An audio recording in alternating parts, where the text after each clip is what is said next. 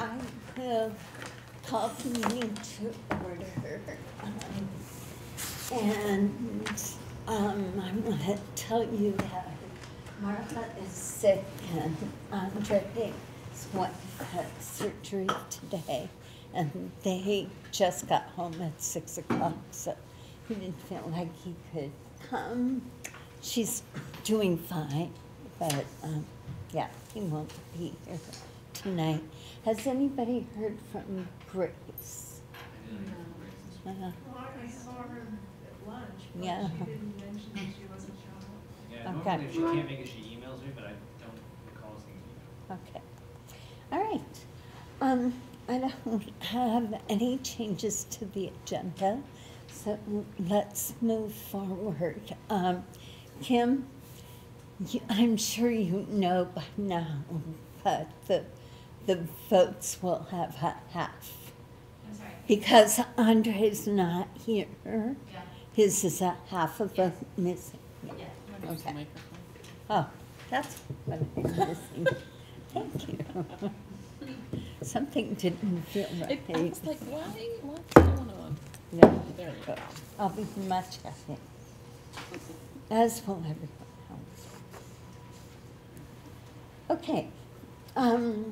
So the consent agenda consists of the minutes from December 18th and the warrants. Do we need to pull anything from the consent agenda? All right, I'll entertain a motion then. Whoop. Oh, Are we gonna have a comment from the public on items not on the agenda? oh, sorry. She's playing with the microphone. My bad. Yes, we are. I will back up. I apologize. So, comments from the public for items not on the agenda. Would you please identify yourself? Yeah, I'm Matt Denning. I have 2 kids in high school, grades 11 and 10, named Tim McNetty. Is there movement afoot to change the way the GPA is calculated in high school? It was my understanding that there was a proposal to calculate the GPA on a quarterly basis and average the GPAs to get the final yearly average. Is that? So that was recently brought to my attention, and Rob has been out of town, so I haven't been able to discuss that with him, but that's in the very near future to have that conversation. So I will look into that. I just came to my attention on Monday. Okay. Do you know if it would be the case that the public would be warned before that discussion? Oh, for the principal and I, if it came to the board, it would be warned. Yeah, to the Yes, board. yes, Okay. if it's to the board, it will be, Okay. yes. But it should be an administrative decision, but I think hopefully something can be put out so that high school parents understand what's happening and why. And then if there are concerns, they should go to the principal. And if they're not resolved there, they should go to the superintendent. That's the process. Yes, please. Okay? Thank you for your time. Thank you. And have a short meeting. And thank you. Thank you for calling me on skipping over that agenda. I apologize. All right, back to the consent agenda. Do we need to pull anything? All right, then I'll entertain a motion that we approve the consent agenda consisting of the minutes from the December 18th meeting and the warrants. Thanks, Al. I'll make some motion. All those in favor say aye. Aye. Opposed say nay. So our learning information tonight is about pre-kindergarten. Beth, do you want to Yes. introduce? So Aaron McGuire, he'll do it for you. If someone else has it. Yes, Brian has control. So you can just look at him when you want a slide change. He gave me Oh, there you go. So Erin McGuire is one of our directors of student support, and I asked her to come to speak to us about pre-K, and just give us an idea of where we're at, and we're thinking about budget and all of that. I thought it was good timing for that, and to hear some numbers and updates. So take it away, Erin. All right, great, thanks. It's good to see everyone. It's been a little while. My voice is a little funny, so hopefully it doesn't give out as I talk. Forgive me. So tonight we wanted to share a little bit about pre-kindergarten, just based on numbers and where we find ourselves within the complexity of the delivery system right now, statewide and also in Essex Westford for pre-K. We'll do a brief model overview and then talk a little bit about the calibration work that's been happening across the school district. We'll also talk about the future of pre-K data in reference to outcomes for pre-kindergarten investment. I just wanted to give you a brief update on the pre-kindergarten expansion grant. That's a federal grant that you've heard a little bit about before. I'll talk about something that you may not know about, which is the early learning partnership, and then finish up with a brief pre-K statewide update. I'm happy to sort of stop at any point and answer questions. If you'd prefer to leave questions until the end, that's also fine, however you'd like to do it. I am going to try to stay to my time, which is 1 hour. Sorry, yes, 1 hour. oh, a whole hour. All right, we have plenty of time. You're welcome. All right. So anyway, as you need depth, feel free to ask, and I think we'll have plenty of time to get questions that you have answered. So let's start out by reviewing that we have 309 children who are presently funded by Act 166. As a reminder, Act 166 was a statewide expectation that all 3- and 4-year-olds had access to at least 10 hours of high-quality pre-kindergarten by partnering school districts with private providers.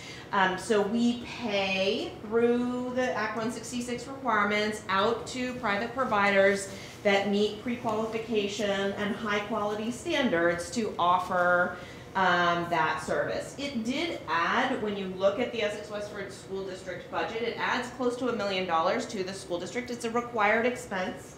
It was a law passed by the legislature, and implementation issues we will talk a little bit about that are statewide as we get to the end of the presentation. But right now we have approximately 309, although it does change. Like, I think it might have changed today, right? It goes up, it goes down, kids move in, kids move out. It is a rolling access, so as long as children are the age of 3 by September 1, then they can access, and if they move in and they're 3.5, they can ask for a slot and they get it. As long as they have access to a private provider that is available for partnership or is already a partner with Essex Westford. I saw some hands already, Patrick. Yeah.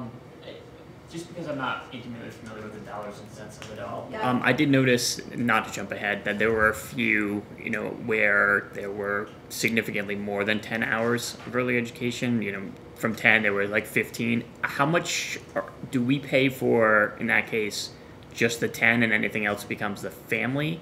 Or if it's a longer program, do we pay for the entirety of the program? So as we go into the presentation, you're going to see a list of private providers with whom we're partnered. Mm-hmm. Those providers, we only pay for 10 hours. Okay. The number next to those partners are numbers of children in those programs. In the school-based programs, we do go above 10 hours. Yeah. So as we talk about the present model and we talk about the present design and structure, you'll see actually some variations between the schools in reference to how many hours they're providing. I'm going to talk a little bit about that. That's part of the calibration conversation. But for the private providers under Act 166, we only pay for 10 hours at this point. Children certainly access their preschools in our community and beyond, really, more than 10 hours. Right. And the parents are responsible for the cost, but all providers who are engaged with us in partnership are required to provide those 10 hours of high quality pre-K for free. They cannot charge families for that amount of time. but it's only that time. That was my question. Okay, great. So, yeah, what? Just a quick one.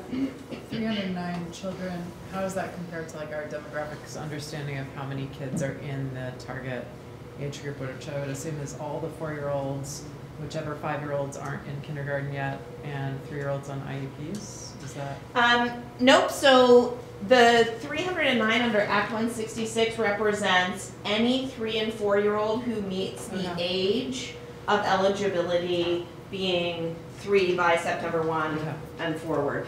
And so, and the other piece that's important in reference to that question is that you mentioned 5-year-olds who are yet eligible to attend kindergarten include the kids who, for example, turned 5 on October 1, right? And so are still in pre-K and will enter kindergarten as a 5-year-old and then become 6 during their kindergarten year.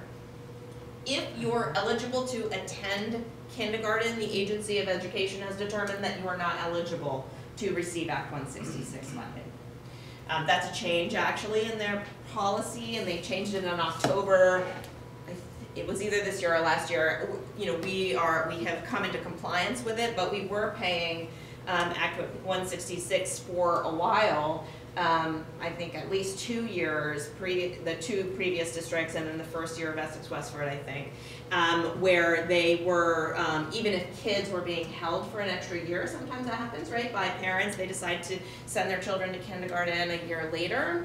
The previous guidance from the agency was to go ahead and allow them to access those funds.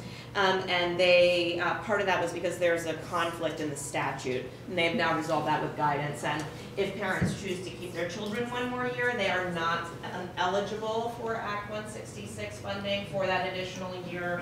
And it really is reserved for 3 and 4-year-olds prior to being eligible for kindergarten. So it does include some 5-year-olds if they're not yet in K. Does that make sense? Yeah. So I think the other part of Keely's question was, and if not, it's mine, what's the total numbers of 3 and 4-year-olds within EWSD? Do we know? Well, I mean, our average class size across Essex Westford is, I think, 200, I want to say it's somewhere around 240 to 260-ish. I'm looking at Brian. 240-ish? 240-ish. And so really the best way to know that is to just multiply by 2. So as you look at these numbers and you think about 480 as a possible number, or maybe 500, that gives you a flavor for how many children we are serving. Because keep in mind the 309 are separate from the 87 here. So the number of children we're serving in our school programs is 87 right now. The number that we're providing Act 166 funding to is 309, give or take. 396, so that's like 3/4 of Yeah. We are at a pretty high percentage in reference to the numbers of 3 and 4-year-olds for whom we are providing high quality pre-K, which is great. Yeah. There are still several that we aren't. There's Yeah. there's still 100 Between kids. 50 and 100 maybe. That's a guess. It's a lot. I mean, initially, and this is, I think, like my 14th year in the system, when I got here, we were providing like 5%, 6%. Right. And so the growth rate of the number of children we're providing services to is really quite steep over that time. However, we want all children to have access to high quality pre-K opportunities. And so we're forever thinking about how can we improve, what can we do differently, and I'm going to get into a little bit of some of the systemic conversations we're having about how to improve access and increase access, and also think about how is our investment paying off in reference to improvement. So you can see where we are right now at Essex Elementary in the school-based program, pre-K that is not the Head Start classroom. I'm going to describe all of this on one of the next slides where you have a visual of the setup. But those sessions hold about 29 kids right now. We have one slot open. We can serve 30. In Essex Head Start, we can serve 15, and we're serving 15. At Hiawatha, we can serve a total of 20 children, and that's true at Summit as well. And we are right now only serving 15 and 13. And at Westford, we have a total capacity of 16, and we're serving 15. There are some reasons why we are not full. And we've advertised that we're not full. We've been clear we're not full. We've sought families out. There are some design features of the system that are causing some of that that I'm going to talk about that we're planning on altering. But the other part is that these are part-time programs. So I don't remember the exact statistic I read, but a majority of families have 2 working parents and require full-time care in Vermont. I think it's over 70% of the households. And so these programs, these do not meet child care needs for families. They are 10 hours, 12 hours a week. And so they don't do that, which makes, I think, makes it sometimes harder to fill. But the other part of it is that there are some differences for Hiawatha and Summit in particular that we are talking about changing, where only 4-year-olds attend as peer models instead of 3 and 4-year-olds, that I also think has the opportunity to increase. And we're talking about making that change for next year. So that, we'll talk a little bit more about that, but our full school-based capacity right now is at 100 and we are at 87. So we do have open slots. Any questions about these numbers? We're going to get into more detail in a little bit. Okay. This, and I have hard copies if anyone needs it. You print it out? Oh, perfect. These are all our partners. Impressive, right? Look how many of them. This list has grown quite a bit from the inception of Act 62, which was the initial law that allowed private providers and schools to partner to provide pre-K, all the way into the iteration of Act 166 with full implementation. It's grown from 1 partner to this list. So it's really exciting. These numbers fluctuate. You can see that we have different numbers of children.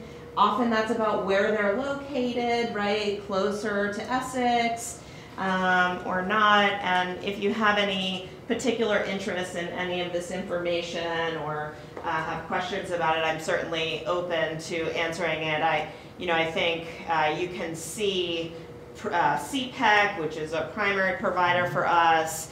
EJRP provides a lot of pre-K and early child care for us. The EDGE. These are programs that you are all probably quite familiar with in your conversations with families and maybe even for yourselves. So they're great partners. They have lots of our kids, but we have many others across the county in the area. Any questions about partnerships at all? I noticed that my granddaughter's daycare, I know that they have a preschool component of it, but I don't see them listed. It's very possible that they may, I don't know which program it is, and we could talk offline. Any program that would like to partner with us can, and as long as they meet the pre-qualification criteria set forth by Act 166, we have to partner with them. And so that if a program isn't on here that you thought would be, one, it could be that we don't have any children that are Essex Westford children in those programs.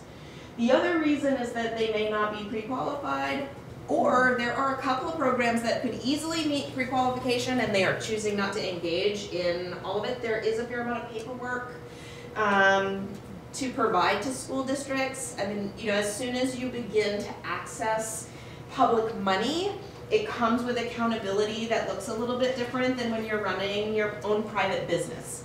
And so because of that, there are some requirements that I think sometimes providers, a few providers, not a lot, but a few providers choose not to not to engage in. But they're still great partners. It doesn't mean that they're not amazing programs, and we don't partner with them for transition and that kind of thing. It just means that they may have chosen not to. So those are 2 reasons that you may not see a program on the list.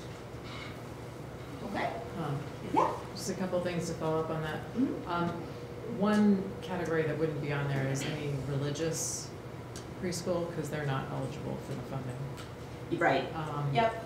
But also, one of these programs my older kids attended before it was pre-qualified, and when I tried to get my younger kid into it, they were full, and I think part of it is because now families can afford to attend more.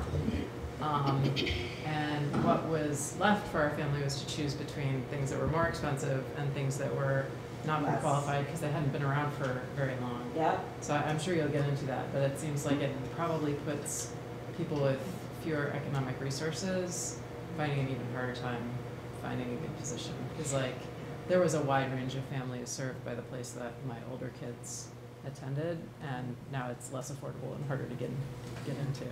There's a link to, I just included a couple of links at the end of the presentation about sort of Act 166 in the news lately and what to expect in the upcoming session for the legislature. And you know, there was a recent report that the amount of child care that's available in Vermont has actually decreased, and part of it is associated with this sort of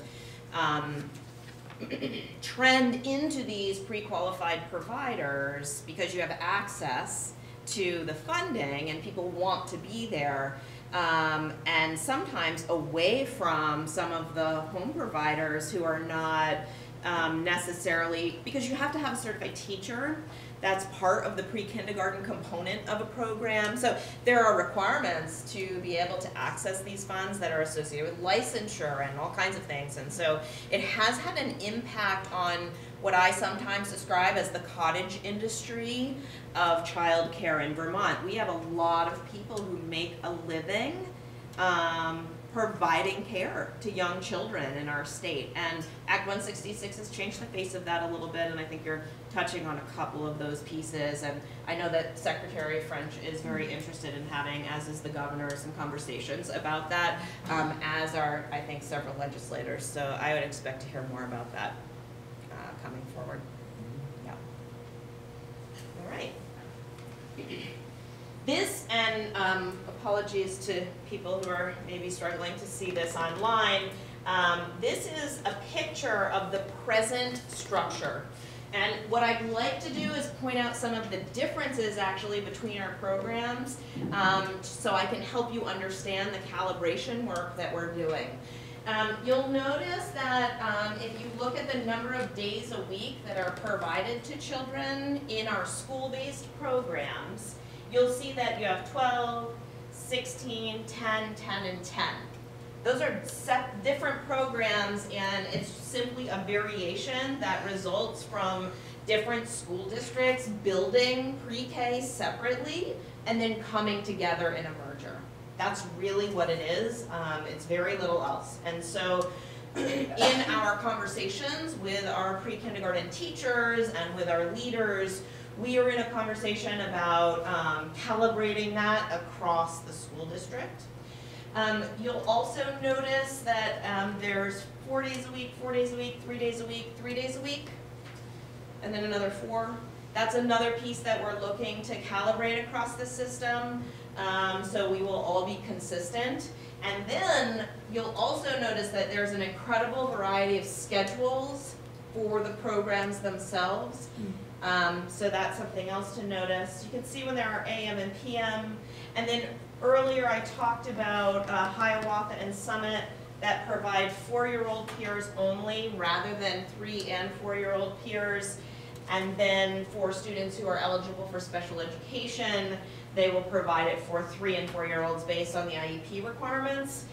You'll notice that at EES, both in the school-based classroom, Head Start, and as well as Westford, it is 3- and 4-year-olds.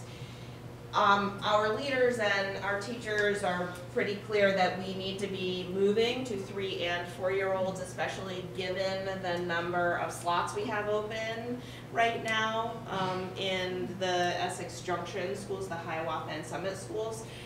So next year we will be doing that.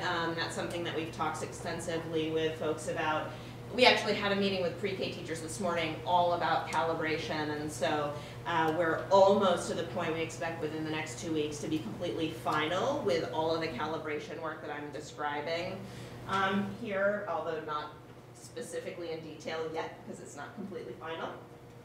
For transportation, right now we don't provide transportation to preschoolers unless it's required by their IEP as a related service. At this point, given where we are with transportation, that will likely continue into next year that way. We certainly recognize the importance of providing transportation and what a benefit that could be, right? The barrier of transportation for families with pre-kindergartners is certainly present for some families, but at this point, the plan is to stay the course. Private providers don't provide transportation to their programs, right? And so, I mean, we do have some similarity to our private partners in that way. However, it continues to be something that bubbles up and is a conversation in the system. Are there any questions about the present status of what we do in the school-based programs? That was a pretty cursory overview. I'm happy to go into more depth. Yeah, Al? What is the total potential enrollment? 100 in school-based preschools. It's unlimited in Act 166, even if we go over budget. So that's something just to note, right, as you think about planning budget. It's a little hard to predict sometimes, right, how many 3 and 4-year-olds are going to take advantage. Yeah. It's easier to budget for the programs that we say, yep, we're going to budget this amount of programming, this we will be able to serve 100 students and our children, and that's how much we'll spend. We really don't actually have the ability to do that for Act 166 because we have a legal obligation under the law to pay for the kids that show up. They change our ADM, they increase the average daily membership number over the 2-year rolling average, right, that gets divided into the tax rate to offset and support this expense, but it is true that it has a potential. We do our best with projecting. I will say that I feel like we've sort of hit that point where it seems to have stabilized with the number of children who are accessing Act 166 slots. We've been right around from 290 to 315 now, I think for a year and a half. So maybe there will be an influx. It's hard to tell. Maybe a group will drop off and we won't see that, but at this point, I think we're fairly stable. Any other questions about, did I answer your question, Al? I sort of went off on another tangent. You're good at 100 for the school-based program?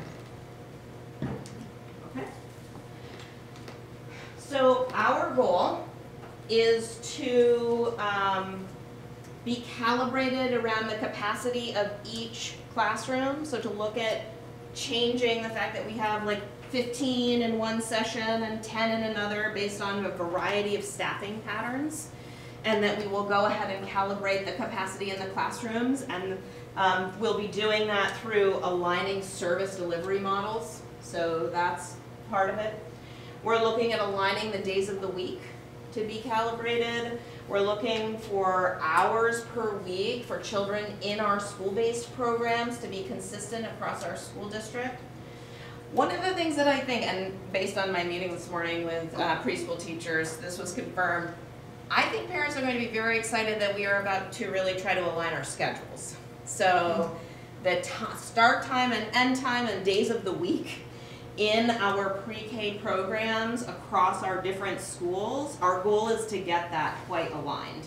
Now we do have 3 of our elementary schools start at 7:45 now, and that's consistent, so that's helpful. Westford though starts at 8, so that does change a little bit just because of school start time. However, between days of week and schedule, we are really looking to calibrate, and we're also looking to leverage our Tuesdays with our pre-K teachers as part of that scheduling conversation.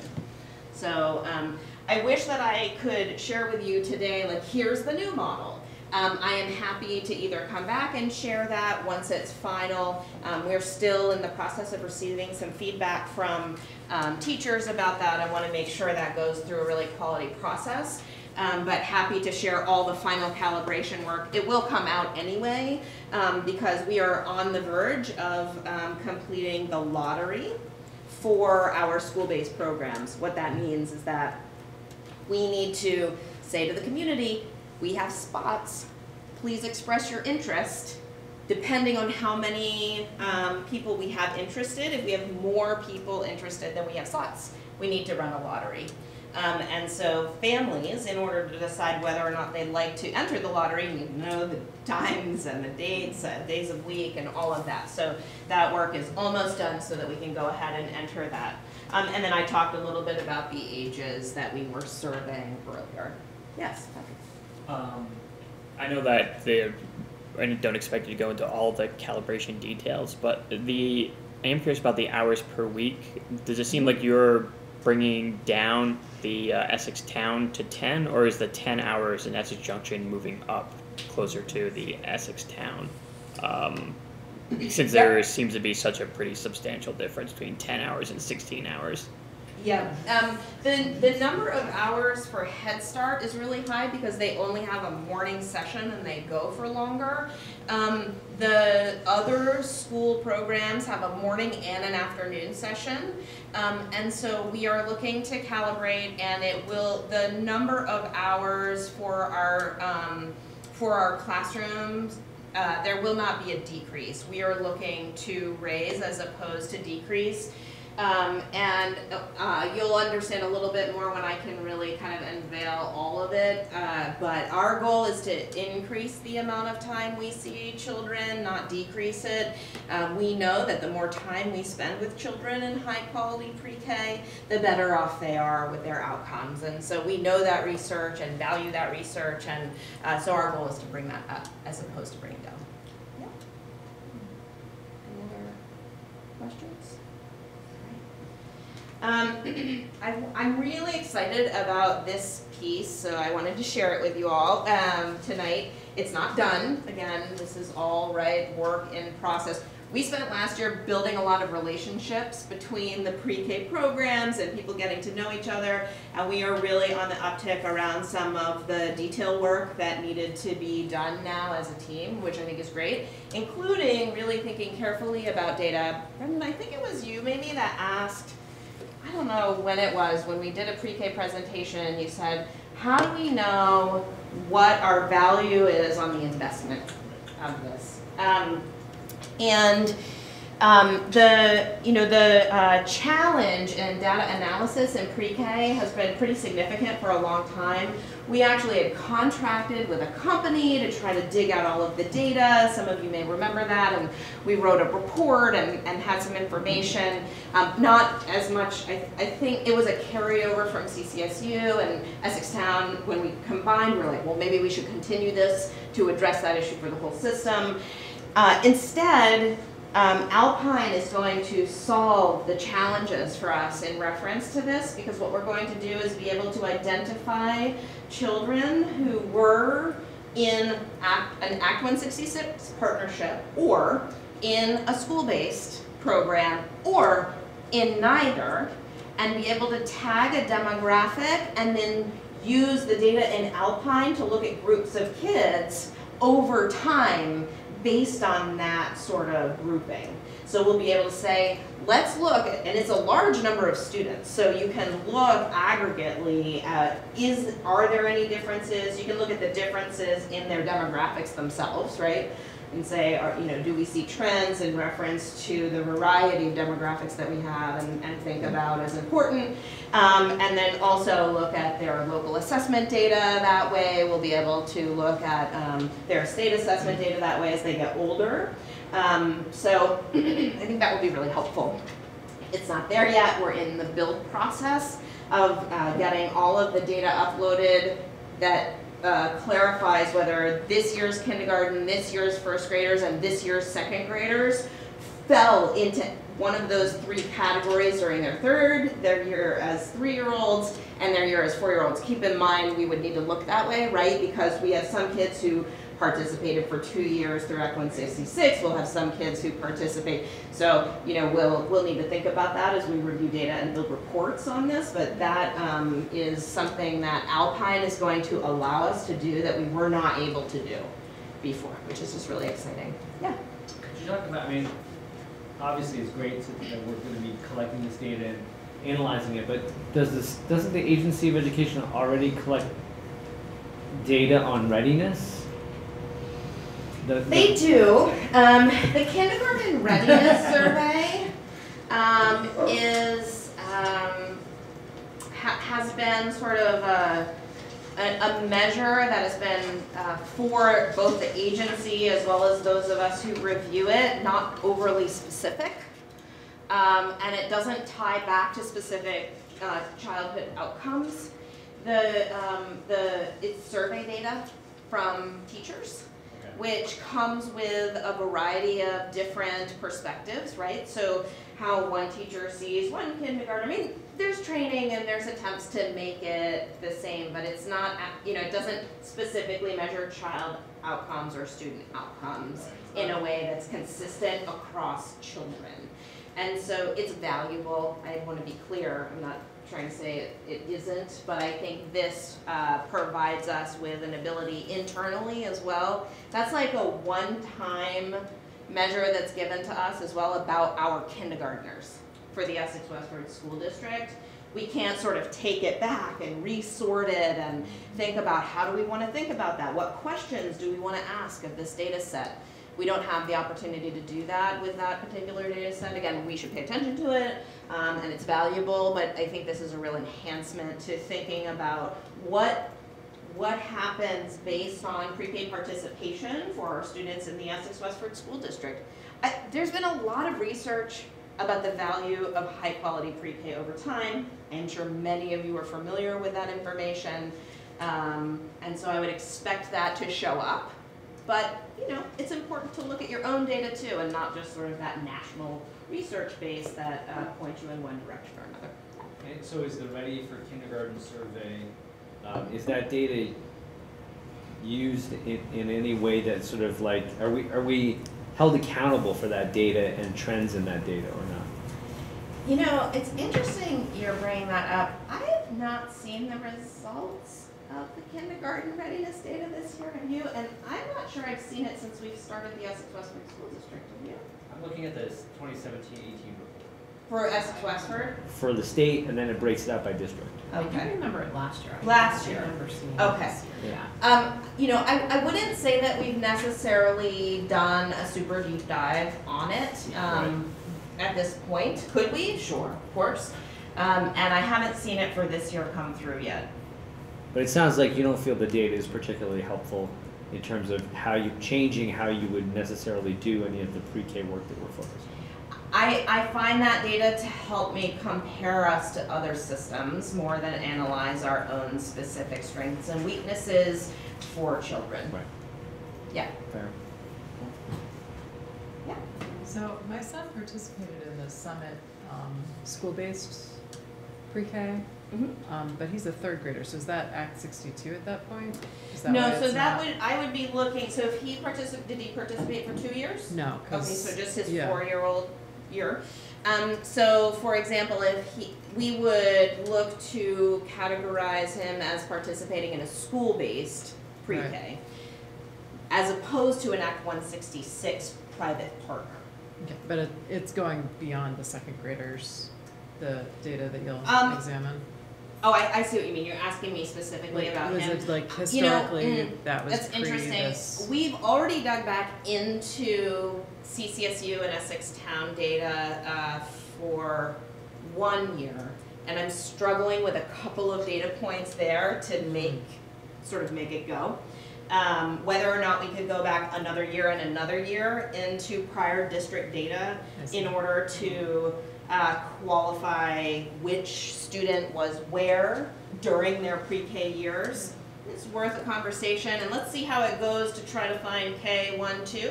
If it took us, not too long and it seems like we could do it, we may as well go back further. But we're still in the process of building the system, and I'm not sure how possible it will be to go all the way up, let's say, to 5th grade. The idea though is that we'll continue it from this point forward.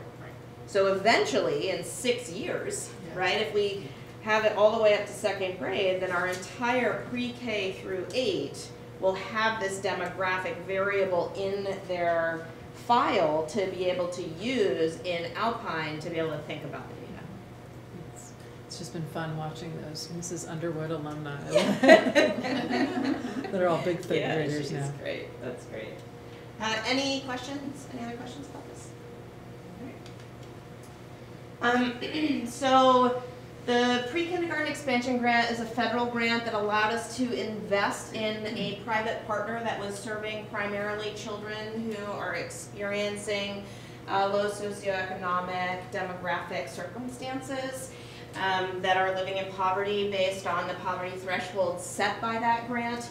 We opted to partner with Little Ones University, who was serving, at the point of partnership, they were serving, I think, 72 children and that were birthed to 5, and I think there were only, it was like 93% of the children were eligible. So it was a program that I sort of went and visited, and we made some decisions at CCSU to go ahead and partner. You've heard from Carol Corbett before about that work. We are in the 4th year of the grant. It's the final year. She's gone from not having STARS accreditation up to 5 stars. The program is now recognized as a therapeutic foster care placement for a pre-K therapeutic program for kids who need support, often through the foster care system. So we have a variety of state-placed children that attend there. It's important to know that they serve a lot of kids outside of Essex and Westford. This was more of a community project that we chose to engage in, recognizing that it wasn't just about the kids from Essex, but really was about a partner in our community who could really benefit from this support. When you go from very few stars all the way up to a high quality program, the rate that you receive for child care subsidy increases significantly through the state. So the higher quality your program is, the more money the state will give you for children who are eligible for subsidy, which means that the money that we've invested into the program will be sustainable, because as we provided this, the subsidy is going to do this and maintain several of the salaries that we increased. There's a lot of training that's been provided to the staff there, and so it's been great.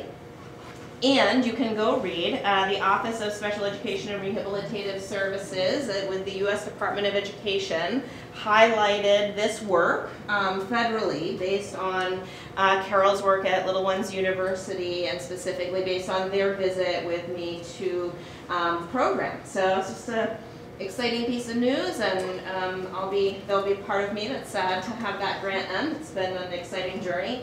But I really feel like we've done very, very good work for a lot of children and a lot of families, and for that program, and we'll maintain a relationship with them, I'm sure, for years to come. Any questions about that? Yeah? Just thinking about the subsidy piece of it and those eligible, and the challenges we have often with students applying for the subsidy for free lunch. And I'm presuming, since you have to take an active position to go to preschool, that there isn't that same challenge in getting the necessary paperwork completed for receiving the subsidy, or is that a bad assumption? No, I mean, I don't have any data specifically to speak to. I just didn't know if that was a challenge, because it's a challenge. My perception is that, where a parent needs childcare, sometimes that can provide a different kind of urgency than filling out free and reduced lunch forms at a school. Sometimes just sort of a different process may have a different level of urgency to it for a family, potentially. And so I don't, you know, I don't think that, I don't see a strong connection between those two things, other than to say that I think sometimes that's really hard to do, right? Whether you're talking about filing for subsidy or you're talking about coming forward to request free and reduced lunch, and the stigma and bias that sometimes comes with that can be really hard to manage. I know that we work very, very hard to keep all of that very confidential so that families are comfortable, but you know, I think that's an ongoing challenge for sure. But we don't know it to be a challenge in the same way we know there to be the same, like, evidence around our challenges with lunch. I don't know or not. I would say from my work at the state level, lots of these providers, especially for families that qualify for a high level of subsidy, they often don't charge them the difference. So they're going to make sure they get it. Yeah. Got it. Yeah, like Little Ones University provides a great deal of support to families to make sure paperwork is in, because that's part of their ability to stay viable as a business, is to make sure that paperwork is completed. Yeah, agreed. All right. I wanted to let you know that there is what's called an early learning partnership in Chittenden County. All the school districts in Chittenden County and all of the partners come together. There are quarterly meetings where everyone comes together and talks about sort of either positives and things that are going well with implementation of Act 166, or problem solving, or calibrating practices.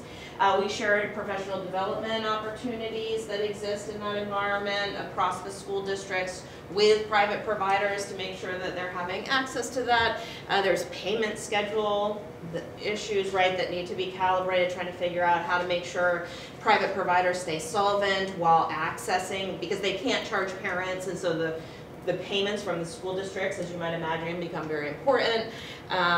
Teaching Strategies Gold is an assessment that's required of all private providers who are providing Act 166, as well as public school programs, to assess children's skills in pre-K. That's another piece of data that we're talking about in the future, whether or not that also belongs in Alpine and what that could look like. We're not there yet, but it's a statewide assessment that's done for kids. Pre-qualification, you heard me talk about that. Regular agenda topics that come up, right? Who's the contact? How do you manage attendance? They need to keep attendance on all of the kids, so a lot of logistics that are often regular agenda topics, and then general support and connection between districts and providers. So there is a formal process by which we stay connected to our private providers in that way. Any questions? All right. Statewide update. So recently, well, we talked a little bit about the report that showed lost child care in Vermont based on 166, and then there's another article that Secretary French talks about the chaos in the implementation. I haven't talked to you a lot about the challenges with implementation, but suffice to say there are several. You can imagine how hard it is to make sure that every T is crossed and every I is dotted with all of the providers. There are issues of fingerprinting. There are issues of finance. There are issues of maintaining pre-qualification. There are issues of child care licensing. There are issues around child care licensing violations in programs and how to handle those. There are the issues of when the agency maintains pre-qualification and yet you have information that maybe pre-qualification shouldn't be present. How do you handle that, right? And what does that do to your relationship with your partner program? So there's a lot of complexity in Act 166 and its implementation. I participate in the Vermont Council of Special Education Administrators, and many special ed directors have responsibility for implementation of Act 166. We strongly feel as an organization that it is a critical feature of the future of Vermont. Like, our organization doesn't want to see it go anywhere. We want to provide services to 3- and 4-year-olds. We strongly believe that's valuable. And the way that's taken place in Vermont has been interesting. It's been a little bumpy. And I think you can really expect some further legislative conversation. I think Dan French is interested in really doing some retooling and trying to resolve some issues. There are some equity challenges that exist. I feel you've hit on a couple of those, just about access. You know, access to 10 hours of free pre-K, and what does that mean when you really try to make that go as a family based on sort of where you find yourself situationally, whether you're talking about how many parents are in the home, whether you're talking about transportation, whether you're talking about financial means. So there are a lot of factors that go into some of the equity challenges statewide, and those are all conversations that are happening. There's also been some challenges with pre-qualification. Dylan Giambattista has been instrumental in working around some of those issues. He and Beth and I and Brian as well have been in touch around supporting him and thinking carefully about Act 166, both for his community as well as statewide. So I feel like we have some good representation around the issues, but I think you can expect to see them surface this session. All right. Thank you, Erin. Any final questions? I guess my only other question, and I sort of asked this earlier, but do we have any way of knowing who isn't accessing either Act 166 or a school-based program? That's proved to be quite elusive, in the same way that trying to count how many children are coming to kindergarten can be elusive. We try to do outreach. We, post in pediatricians' offices and put up posters and try to make sure that there's plenty of information in the community when it comes to signing up and being available. I think part of it is that issue of some places that are not pre-qualified and some providers choosing not to participate, and then children who are home instead. And they are definitely challenging to locate in any real way, other than putting it out there and saying we're interested in making a connection. I think before we would use in the demographic study that we would do for enrollment, we were using birth dates and trying to roll those forward.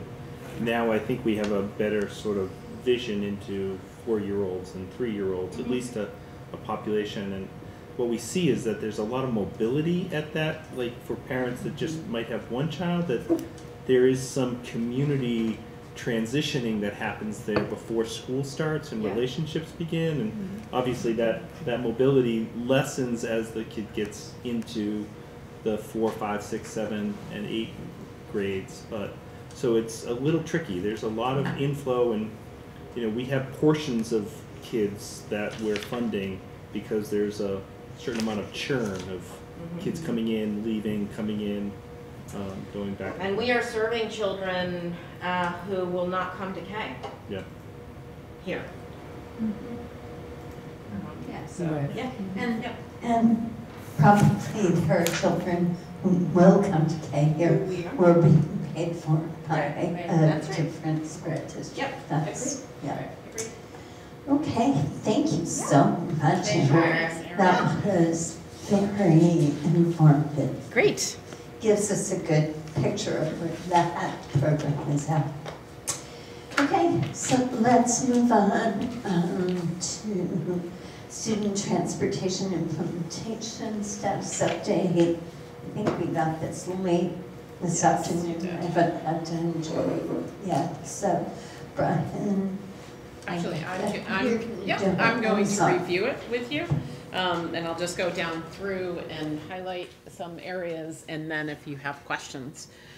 So for the timeline update, we have the 3 trainers continue be in the process of getting the CDL permit, looking like mid-February for them to be ready for service. 2 other promising candidates are coming through through the initial checks, but as we know, we don't know where that ends up, and it's about 6 to 8 weeks before they'd be ready if everything goes smoothly.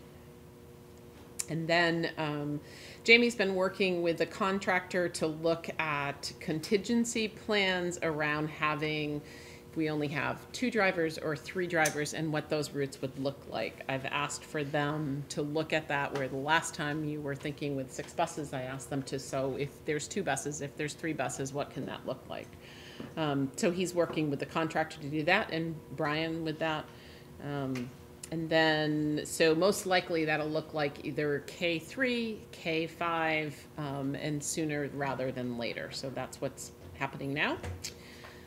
Looking at those, and there's some downside to that also, but I've asked Brian and Jamie to share with you as we roll out. If we roll out K3, what are the pros and cons to doing that rather than waiting? So in that contingency plan, there'll be pros and cons, and to expect that. Some of the wins, driver training was done January 2nd. Jamie did that with returning, with Mountain Transit, returning and new drivers. They've had preparation meetings, getting ready for the buses with the village schools, with the principals. And then some action items. I asked Jamie to take a look at the policy that we have now in place, which is the drug and alcohol testing for transportation employees, and it has some procedures. I asked him to take a look, and he's very familiar with procedures. He was actually doing it when I sent him the email. He's like, wow. So that's pretty cool. So he's working on those, and then they'll come through me, and we'll bring them. He says they'll be ready in February. I'd like him to work on the contingency plan, so it might not be February, but we will have those procedures in place to bring to the board. Evacuation drills have been scheduled and been working through those at the schools, the village schools. They've been working with, Jamie's been working with the communication and technology department to have TransFinder and our Blackboard have the robocalls, so they're bus routes. So if a bus is late, then the calls can be made to those parents. Some threats that still are threats, which is the difficulty to find applicants to go through the training. It still continues to be a real challenge. There's lots of market pressure for CDL drivers, which comes with bonus and maybe better hours and more hours, so that continues to be. We work with the, Jamie's been working with the Westford contractor for CCR and Town Highway Department to find constructive solutions for the winter roads and the conditions there. So he's been working with them, the Highway Department. And then the other thing is that Colchester Islands and that combination bus route that we do, and then we still have the self-performing of the 2 ADL students that are brought there. And then other information, which I think this came out in your updates too, that Mariel has resigned from her leadership duties, but will continue to drive. And there's, I think from what Brian had said to me, that the person that is taking the place has a lot of knowledge and will bring some good experience. So they're looking forward to building a new relationship with this person. And they're kind of sharing it, right? The person, the manager from Milton, who I receive phone calls a text from 3:30 in the morning to say how the roads are. So that's the updates. Do you have questions that maybe I can't answer, but Brian can? Brendan. In terms of the rollout of transportation services to Essex Junction, what are the expectations that have been set or not with families in the junction? We've surveyed the junction. That was a primary communication. We've received some feedback, and then we continue to. The communication is what the board's been receiving as well, and then like each time after a board meeting, this will be reprocessed by Ben Dickey and then pushed out onto our website and to social media and then posted that way. So that continues to be the communication. So there hasn't been I guess what I was trying to figure out is, has there been like sort of a communication plan that has been more aggressively pushing out kind of an expectation about what the rollout might be? It sounds like not really, just kind of we've been status updates as we've been getting. Yeah, and what the principals have asked for is to try to have some certainty. Right. to then have like a 3 to 4 week plan that Right. follows that certainty, opposed to having, you know, clear communication of uncertainty. Right, So right. that Yeah. they're sort of looking for saying like, tell us when you're ready to roll, and then give us some time to go through PBIS language with bus behavior, and give us some time to do Right. some walkthroughs, and can we do some dry runs, and can we get some kindergartners on buses, and Right. so they have a whole series of Steps. events that they want to do, but with a certainty of rolling with buses. Right. So the initial the anticipated timeline that we had, maybe early December, was that we were looking to see if the rollout would be possible for the junction in January. It looks like that's not going to happen, but you're looking at the possibility of a K3 as a first step. So, I mean, as we've been going on and we've had drivers come out of training, those have been replacing and been net for us. We've Right. we've lost a higher than usual number of drivers this year, Yeah. and have been replacing them as new drivers have come on. Right. That's gotten us to this point where we were looking for an integrated solution, as the board said. It's like Right. wherever we can break down municipal barriers Yeah. and start treating ourselves. So we wanted an integrated solution, and saw that 6 additional drivers gave us the ability to pull routes apart throughout the entire system, putting them together and making them more optimized, something that we would then, you know, sort of fit once and stay with. Right. The timing is just excruciating, and there doesn't seem to, I mean, the same drivers that you see in the pipeline are because they didn't pass tests and they're going back into a 2-week waiting period to go after testing again. Right. And that's just the part that's outside of our control. But with that, we feel like we're at a point where we've got to look at those contingencies and abandon that optimization and that efficiency that would happen in an integrated solution, Right. and create a siloed solution for just the transportation and the junction. But that siloed solution we need to scale that, because it by itself requires more than, you know, the system works with 6 additional pulling apart routes, opposed to just 6 additional going in. And so the idea is that once you have certainty, though, it sounds like the principals are going to need X number of weeks Yeah. before they're ready to say. And the community will, Yeah, because right. I mean, the reality is that we have to assume that the vast population in EJ has no context to Right. the entire process. Right, right. I mean, we know that we've been through evacuation drills, we know we do field trips and so forth, but when a new student moves into Essex, they're getting on a bus that has a community that is used to busing. Right. You know, you can ask your neighbor, how's it work? Do I Right. show up 5 minutes beforehand? We're talking about a community that just has no Yeah. experience with it. So Right. the principals have asked, let them prepare, let them have their staff know, let their staff begin to prepare the children, have them work, the principals work to prepare the families, Yeah. work with our public safety people and so forth, so that we do it right. I mean, Yeah.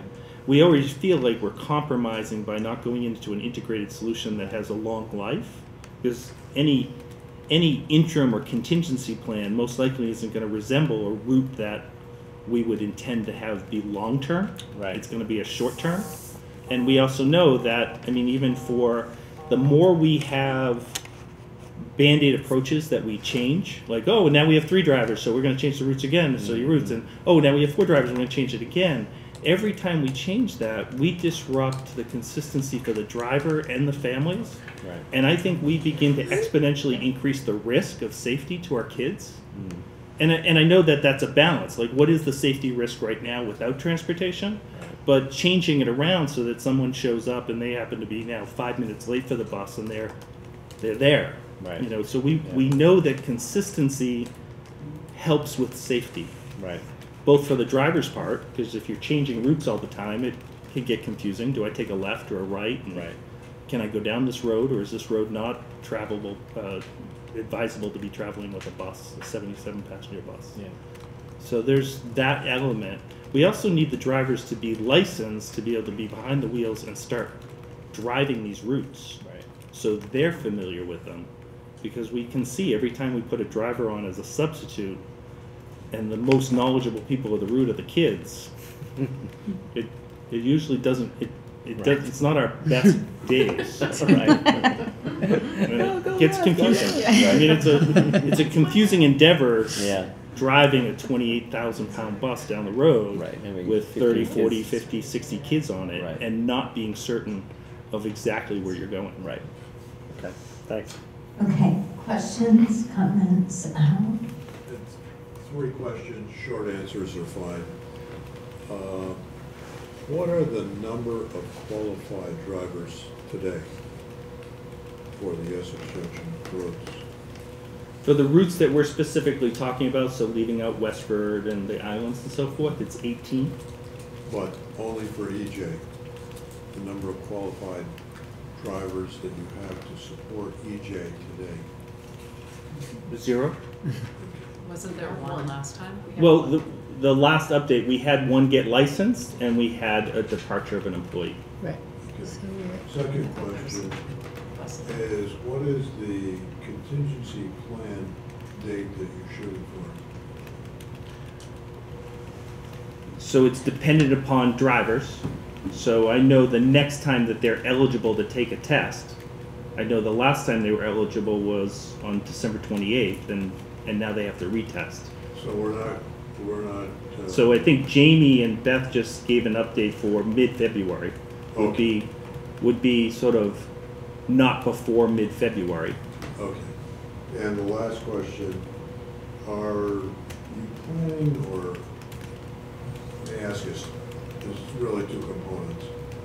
In order to try to figure out how to attract the drivers, are we, or will you consider in the budget some local hires for the school?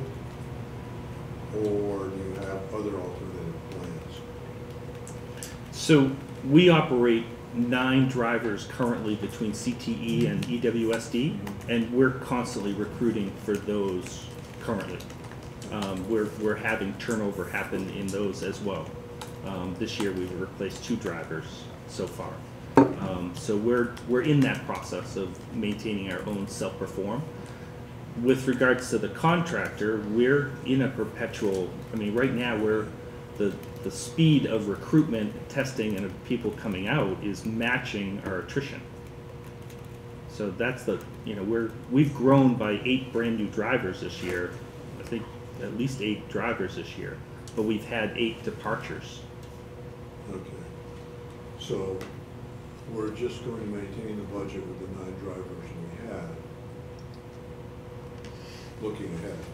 That's what we're looking at right now. We've developed a budget that has, the budget that we'll express and cover with the board is very much a go forward without significant changes to start and stop times, without significant changes to self-perform.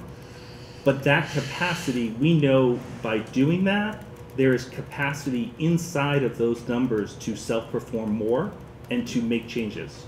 Because we know that those changes, like start and stop times and aligning and perhaps creating a gap, create greater efficiency, so that we're budgeting in sort of a do not exceed, with a lot of opportunity to work continuously to try to, and again, I think that, Jamie's perspective and mine and others has been that self-performing makes the most sense initially in the special ed area, where we contract 2 mountain transit drivers to do special ed. If we took over all of special ed home to school busing, then we would free up 2 contractor drivers to be able to put onto other routes. So we can serve ourselves by taking the most logical and the most opportune areas to serve ourselves. Just to follow up on Al's last question, something that I know we had kind of discussed as a recommendation area in the subcommittee was this idea of trying to see how we could build job opportunities within the district that weren't just a few hours of driving a bus in the morning and a few hours in the afternoon, where there would be a synergy between doing some bus driving and then also working as a paraeducator or a coach or whatever. Maybe you're splitting the morning route and the afternoon route because the rest of the time they're a teacher or they're a security guard or Yep. whatever roles. Has there been any further exploration of? Yeah, we actually were in that hard, but in the flip. So what we've done is to take a look at school employment to add for bus drivers. So that, there's been a number of positions that we have that are potentially in custodial land, food service, and other areas like that, where we're advertising on School Springs for jobs that fit like 9 to 2 at Founders, which is sort of ideal for a bus driver to be able to come into. So we've just flipped it. Instead of looking to try to marry things inside the school, and we do to some degree do that with the self-performing drivers, but a lot of the driving works, probably ideally as an employer on a split shift basis, and we know we can make it more attractive. But our drivers are full-time employees that are receiving benefits because it's a 30, especially in special ed, the pickup and drop-off times are extended beyond what a normal drop-off and pickup time would be. So while a mountain transit driver might be averaging about 21 hours a week, our internal drivers are averaging over the 30-hour threshold for benefits. Benefits are huge for a lot of families. They are. I mean, and also, there is also the adapting to a school pay schedule is different than what a lot of people experience otherwise. Again, these are school employees, so there's a period of time that they either have to stretch out their pay, and we have summer pay that covers some of that, but you get paid for the days that you work, and then for some that doesn't, especially in the marketplace of CDLs where it's so competitive in the summertime. So there's a lot of pressures that are on there. The flipping it was an idea that Jamie had in trying to find school employment for drivers to add hours and keep everybody, sort of more hours but under benefit threshold. And it's attracted some to retain them at this point. Because last year we tried to find people within the school to drive. That was spectacular. Just unsuccessful. people don't leave jobs that they have benefits through as rapidly as they leave jobs that they Yeah. don't have benefits Yeah, through. right. So That's if a we good could point. Yeah. get people having benefits, I know it'll cost us more, but Yeah. replacing people is costing us infinite amount. Yeah, Hey, yeah. Retention is a huge savings. Patrick and then Kim. Speaking to the retention, and obviously completely understanding why there is so much difficulty keeping people that we're training and getting their CDLs. Have we looked at, or have we considered bringing what we're paying to a consummate level or a commiserate? I don't know. Commiserate. My brain was zapped out. I realize that may be perhaps even prohibitive, but is there anything in the contract we have with Mountain Transit that would stop that? Could we say, hey, Essex Junction drivers, I know we're advertising 20 an hour right now, but what if we're 28 an hour if you come with us? And then all of a sudden that makes us competitive with, a part-time truck driver or something like that. I'm just wondering, if we're getting to the point where, obviously we know that we're training these people and we're losing them. Have we considered, or is there even a mechanism for us to say, hey, you know what, we want to blow you out of the water with this offer because we know that's the only way we're keeping you? Since we began this process, we have become the highest paying customer in Mountain Transit. Okay. So we pretty much leveraged and pushed them to go to $20 per hour. So we've kind of already done. And their other drivers aren't there. We know that some of the self-performers are higher. We know that, we have data from where CVU is currently paying their employees. Our negotiated contract and salary schedules wouldn't allow us to go anywhere near that. In fact, all our drivers, if we hired them, and all our current drivers make less than Mountain Transit drivers. What I'm hearing from our peers, and this is Jamie working with all the people in Chittenden County on a regular basis, as they've gone to throw money at it, and things like bonuses and others, and Mountain Transit would say the same, is that they are attracting people who are very likely to leave the next time there's an offer better than that, you begin to attract people for the sake of the money. Right. And when Farrell Distributing says, you know, we're going to do a $2,000 bonus and a $500 retention, and we're going to do this and that, then that starts to look really attractive. Yeah. Because they, you know, it's not, I mean, we have people that are passionate about bus driving, just like we have people that are passionate about crossing guards and working in child nutrition. They find their purpose. They love working with the kids. And not everybody loves that. And that's one of the reasons why, you know, like when we sat down with community members and we said, what are the barriers to people becoming bus drivers? There's a lot of them. And one of them is just like, I don't want to be with kids on a bus. Yeah. So you have, like, we can throw money at it, but, you know, we have to, I know that, you know, we're all thinking in our mind, like, what's the immediate solution? But we're in this for a long haul. And I think the committee spent some time thinking, like, okay, what's sustainable? Because, I mean, we're not going to negotiate a salary schedule where our bus drivers are at 28. Yeah. And have everyone else stay where they are. Okay, I'm ready. Kim, and then if we can move this along. And I think my comment was with regard to the contract that we have not begun negotiations with support staff yet. And in thinking even about the benefits thresholds for being eligible for benefits under the support staff contract, those hours are set in the contract. And so there's the cost issue, there's making sure the contract is as available to accommodating whatever scenarios we might envision. So maybe, and I know that you've done this, Brian, and that Deb has probably talked to you. I know we did last time around when we were considering self-performing and making sure we weren't prohibiting it in the contract we were offering.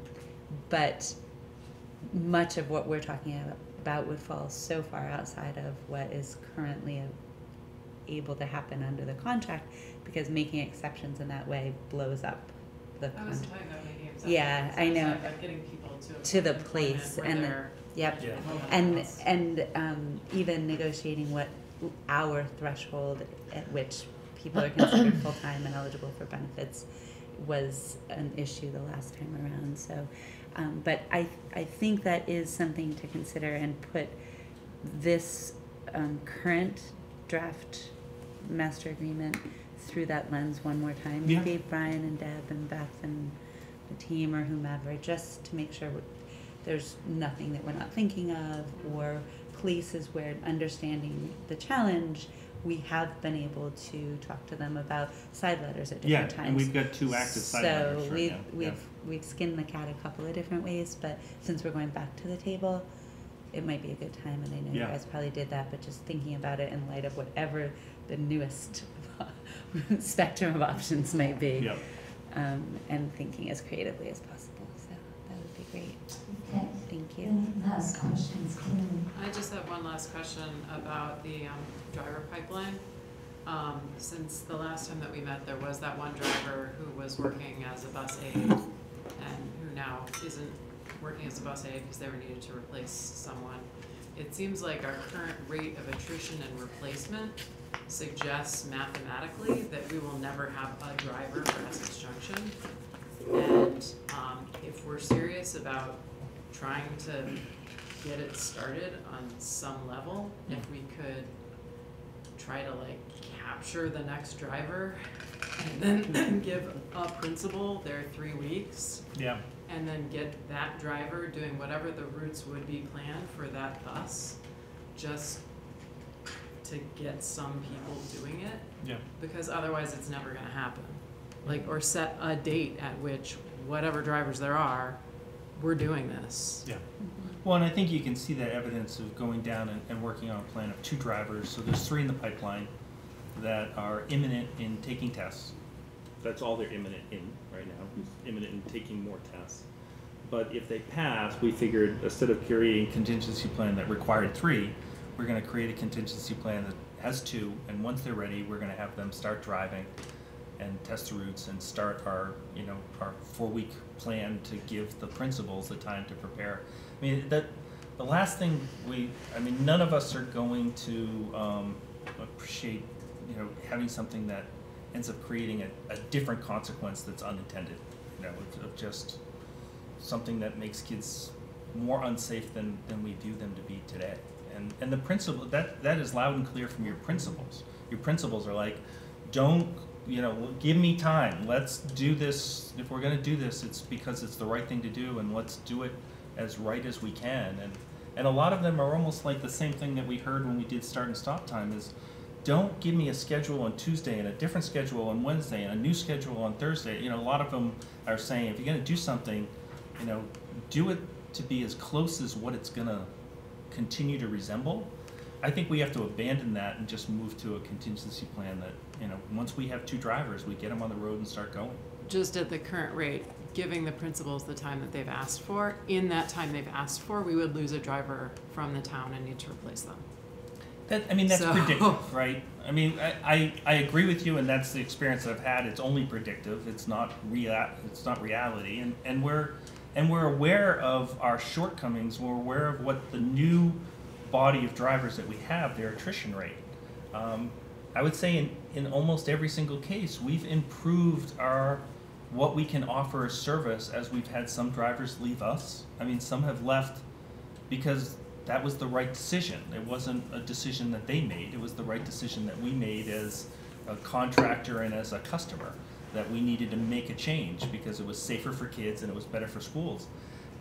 Last year we had nobody in the pipeline. We couldn't make decisions like that always.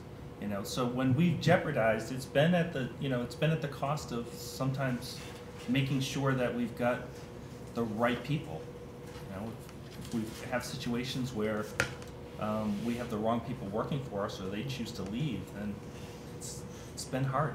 We haven't experienced it. Last year, we never came to you and talked about, we're worried about a driver shortage because we've had 5 people leave us. We didn't. We had no one leave us last year. But once we finished the year, we were glad to ask a couple of them to leave us. So let's hope that something positive happens soon. Yeah, and Ben continues to see on Facebook. I'm sure you see that the site, we continue to do it. It's a free it's free for us to post it on Facebook for the district, and it's yielded, probably we're getting up to the point of over 50 at least contacts that have come in. A lot of people have to reach out for contacts to maintain their benefit status. So not all of them are actually interested in a 6-week training program and testing process, but we have been able to get a good number. What if we use the bonuses for chloroform and rope, and we just, if someone wants to, put in their resignation, that's our plan B. Oh, I thought it was Okay, let's move on, and we're going to talk about our board goals that we established last fall. And as part of our conversation with Nicole, we talked about monitoring our board goals. And what we'd like to do tonight is to talk about what evidence would help us understand whether we have met our goal or not. So we'll be talking about possible evidence for each goal. And then what Kim and I have been talking about is having at each board meeting a board member present one or maybe in some cases 2 goals and the evidence of where we're at in the process of trying to meet that goal. So,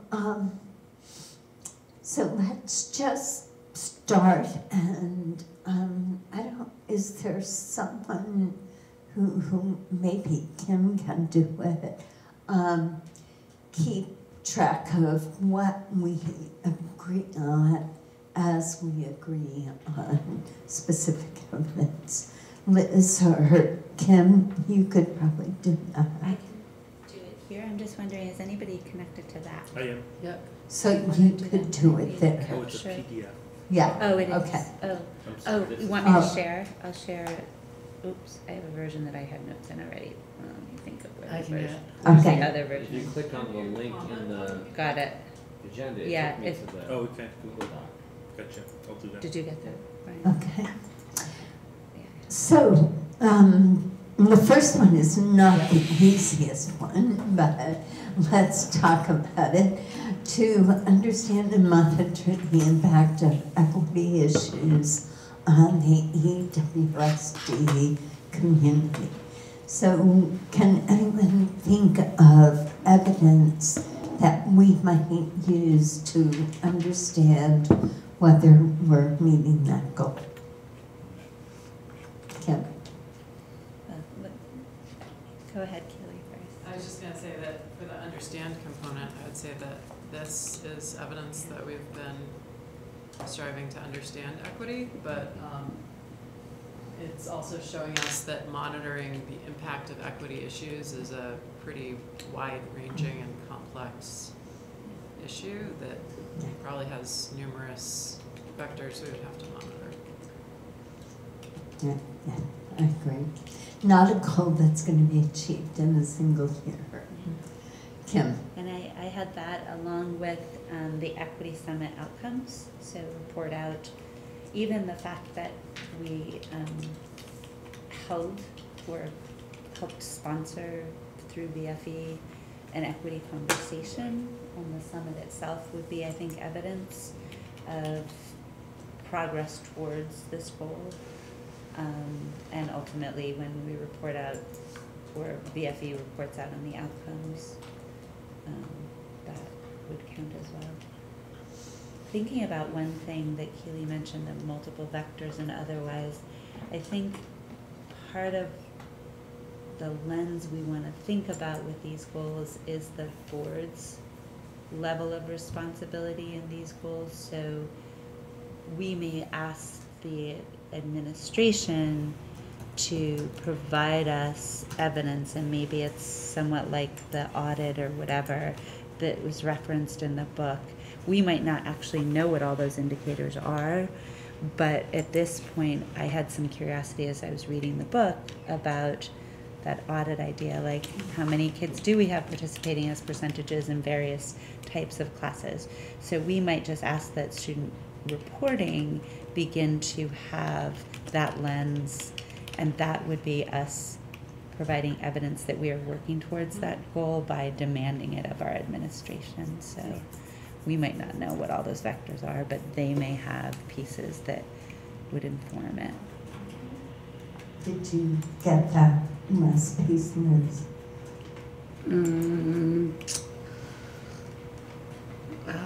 Administration reporting on, student reporting on, Through an equity. through lens. equity lens or something. Right. So Keely. we haven't really asked for that. So I it's mean, really, if It would be a broader range of data too than the test data. Yes. yeah. We would be looking at, this topic would cover everything from like disciplinary encounters, Yeah. like who gets suspended out of school or who has to go talk to the vice principal, Attendance data. Yeah. attendance, all the way to who is actually accessing dual enrollment Yeah. on Yeah. campus, off Yeah. campus. AP courses. I think whatever. the book Yeah. really highlights attendance for an element that it's impossible to have an engaged learner Right. Yeah. if you don't No, have attendance. Like, no. it just becomes Right. like the most Every time you pre-qualifier. put out or That you're was disciplined in a way in that's the suspension. Chapter or- we just Yeah. read. I mean, as we read the book, every time I read a new section, I'm sort of like, I wonder where we are with that. That's You know, exactly so the it's like- same. But I also realize like how Yeah. impossible it is to sort of have that data, because in some cases the data is not even being collected. So, but you know, it raises. There's so many ways that we could use the book to guide sort of what are the indicators that we're using as a district to measure success, performance, you know, in this area. Well, it's exactly why, when we read it as a leadership team, why we designed our continuous improvement plan through those lenses, because of our measurable outcomes that we were asking. Yeah, it forced us to look at things that way too. Not forced us. Yeah, it forced us. Patrick.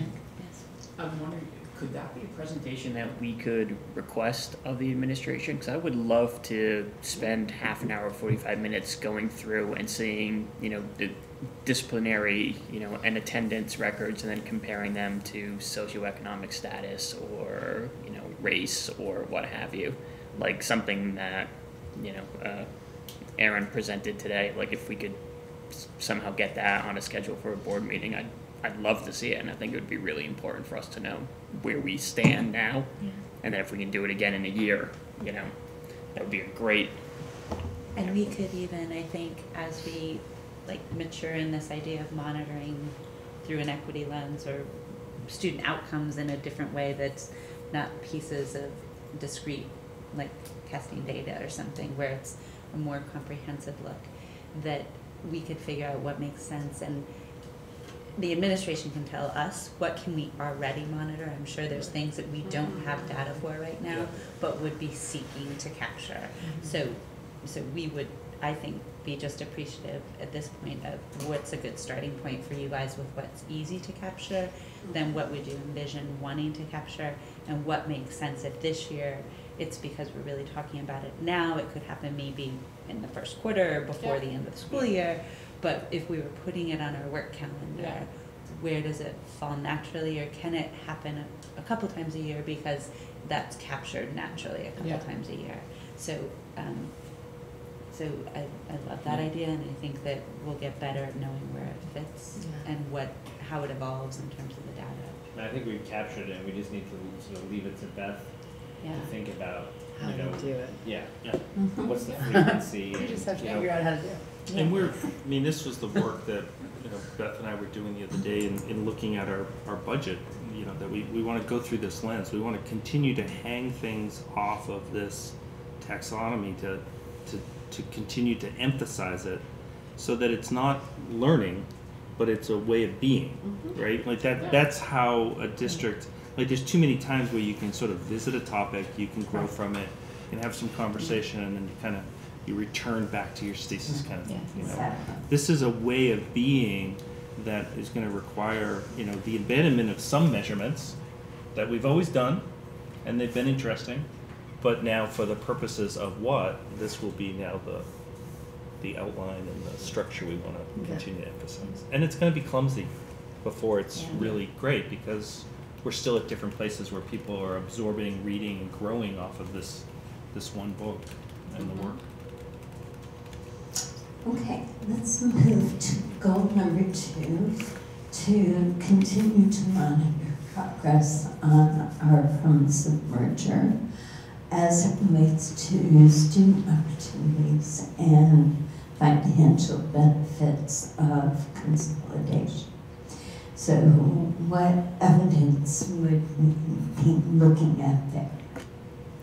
I think we've been receiving regular reports from the administration on this topic, and I think it makes sense for us to continue to receive those reports, especially as they connect to the budget and budget development.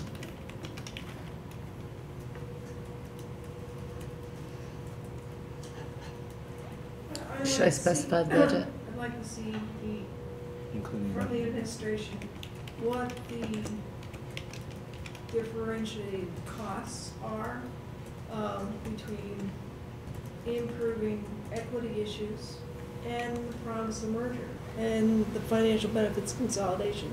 I'd like to see how we are spending, or where we are spending, or consolidating things is to do this promise of merger. How are we spending money differently? How are we using resources that we have and normally would spend?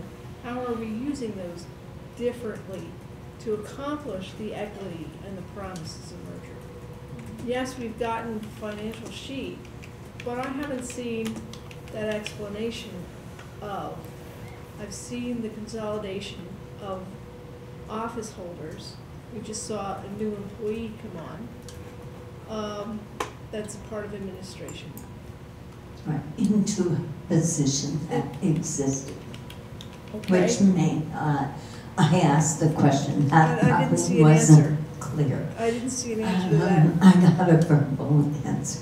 So, at our agenda meeting on Monday, so I should have sent it out. But that person is coming into an existing position. Okay. So, I guess there's that fuzzy piece that I'd like to have quantified. So And I'm not sure how to. Can you say, if you turn around, if you can, No. turn around and see what has been written under number 2. Does financial implications of merger through the equity lens, does that capture it for you? It's close. Okay. I liked your staying of like, how are we spending differently? I like that Yeah. too. I think That's what that- wrote down. I think that's like, yeah, I think that's the part. Should I take that out or add that? Should I just I say don't how are we? think- I Just don't add think, it like, discreetly. specifically on how we're spending our Yeah. resources differently. Yeah. Because that's the name of the game. I mean, Right. Yeah, I liked that question too. Kim?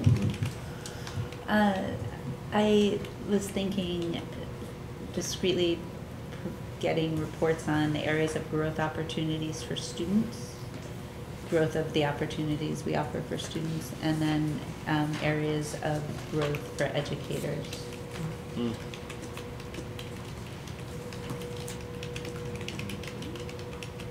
And growth for educators? Yeah. Areas of growth. Itemizing, basically letting us know what we've been able to do in terms of increasing opportunities and growth for educators. Just Basically educators? hitting, no, wouldn't have to. Well, And who else PLPs is in the certainly system? example. Just thinking like, Like administrators as well? yeah, just thinking PLCs. like, PLCs. just Sorry. thinking like, we also would want to, I would say for staff, For staff and, you know, yeah, so that it's not just True. limited to people who are educators in the system. I would agree. Got that, Liz? Thank you. I was just hitting the flips, like the Yeah. opportunities piece of it versus the financial piece of it, because both I are think it's in that. just call it staff and take the That educators makes out. sense. Okay, can we move to 3? Wait, it's just, should we keep B and C, or is C replacing B?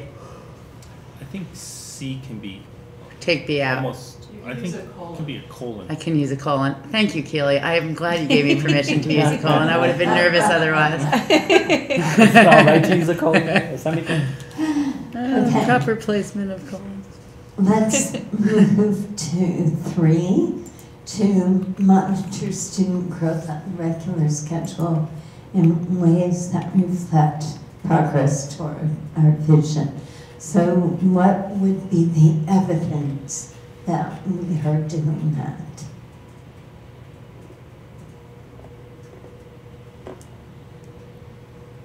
think it would be regular reports on our continuous improvement plan, Yeah. which would include things like test scores, assessment data.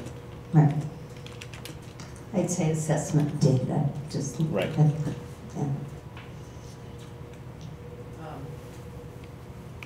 Yeah.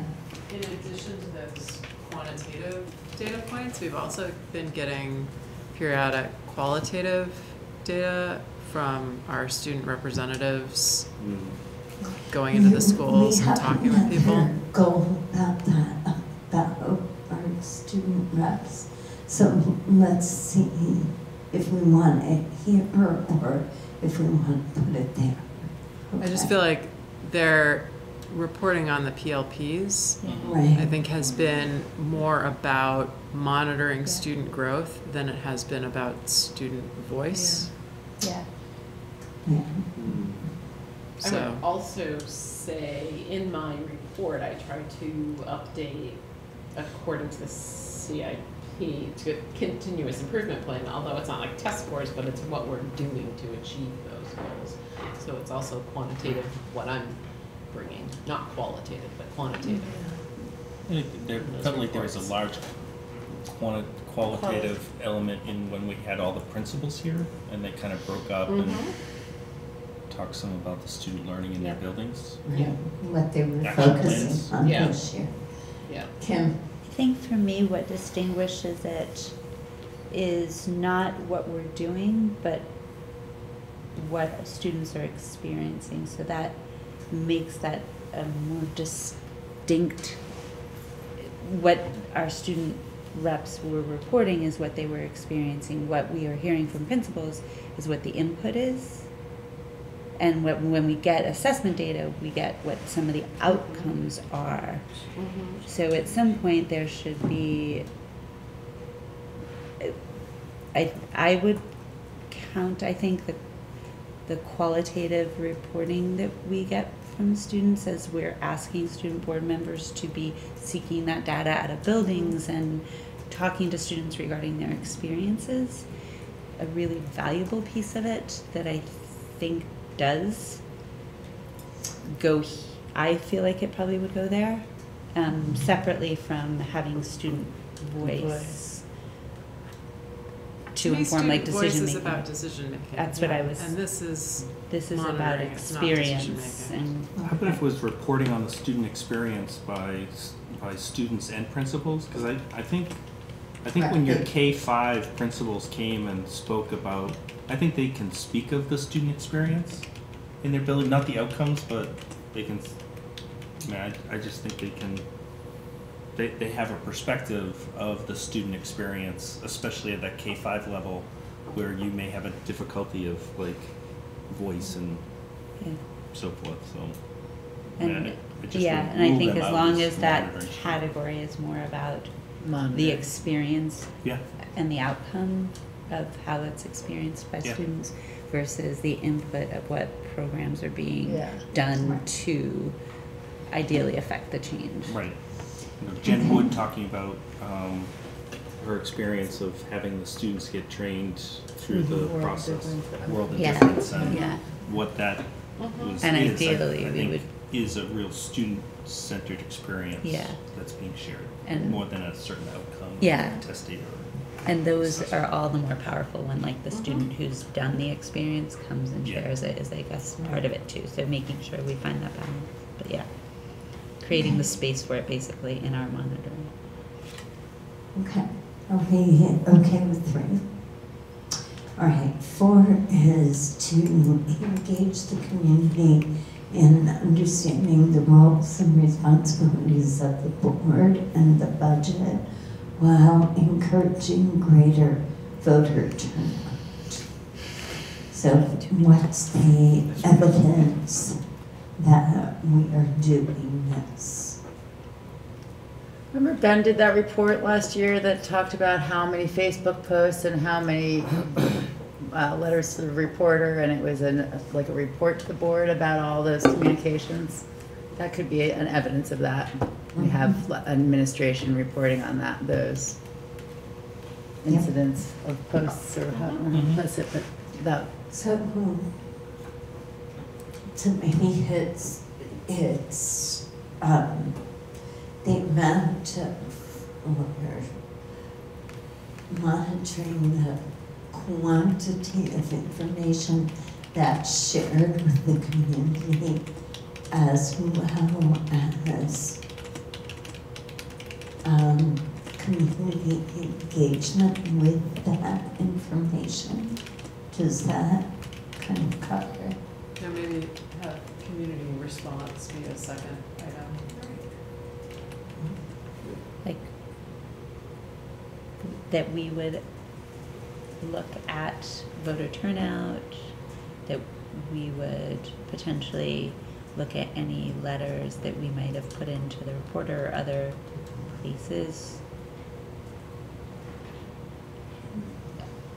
I don't really remember us doing a deep dive on sort of percentage voter turnout or. We did, yeah.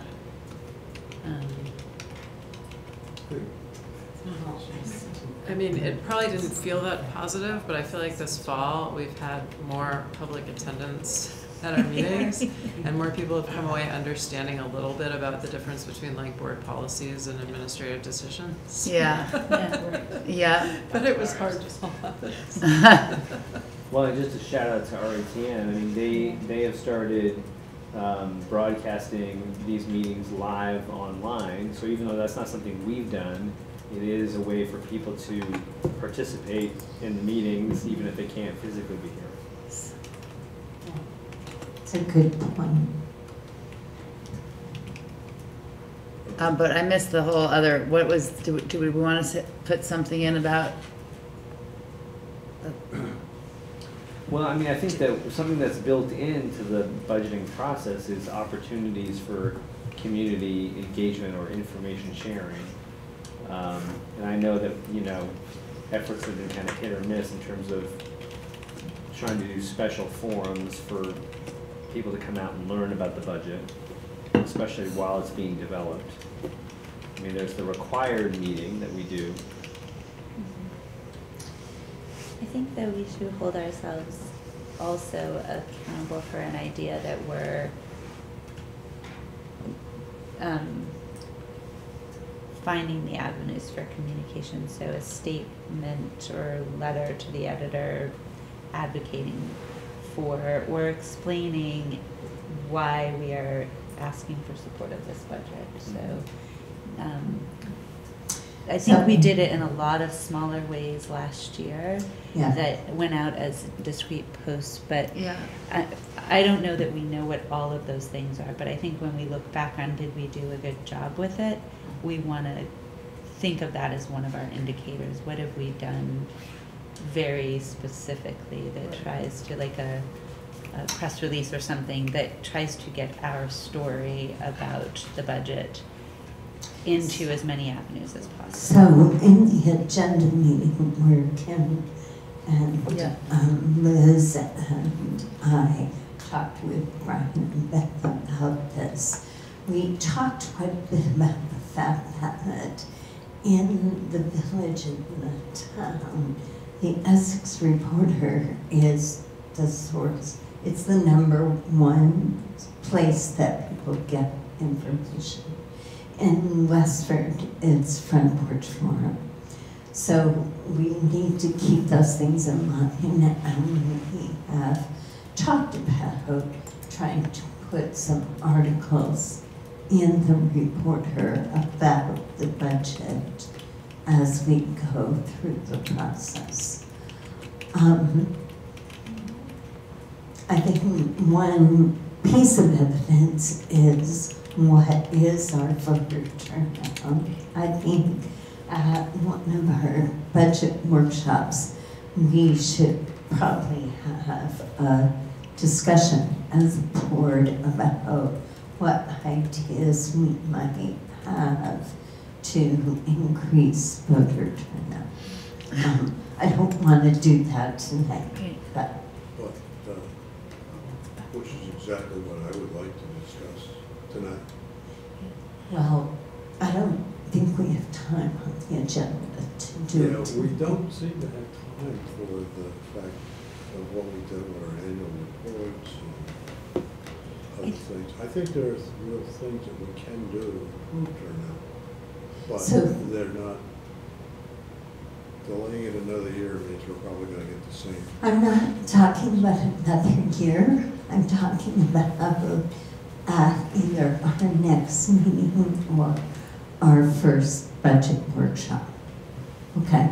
And I think maybe it's just captured in a general statement like annually review voter turnout, historical turnout, you know, set objectives for future, compare it to municipal voter turnout. Like I think we need a frame of reference, and we need historical perspective to think about what our goals might be for improving it, and some of the things to have done. Not for tonight, but I think as a data point of information we want to look at annually, that would be important for us to know how we're doing in this arena.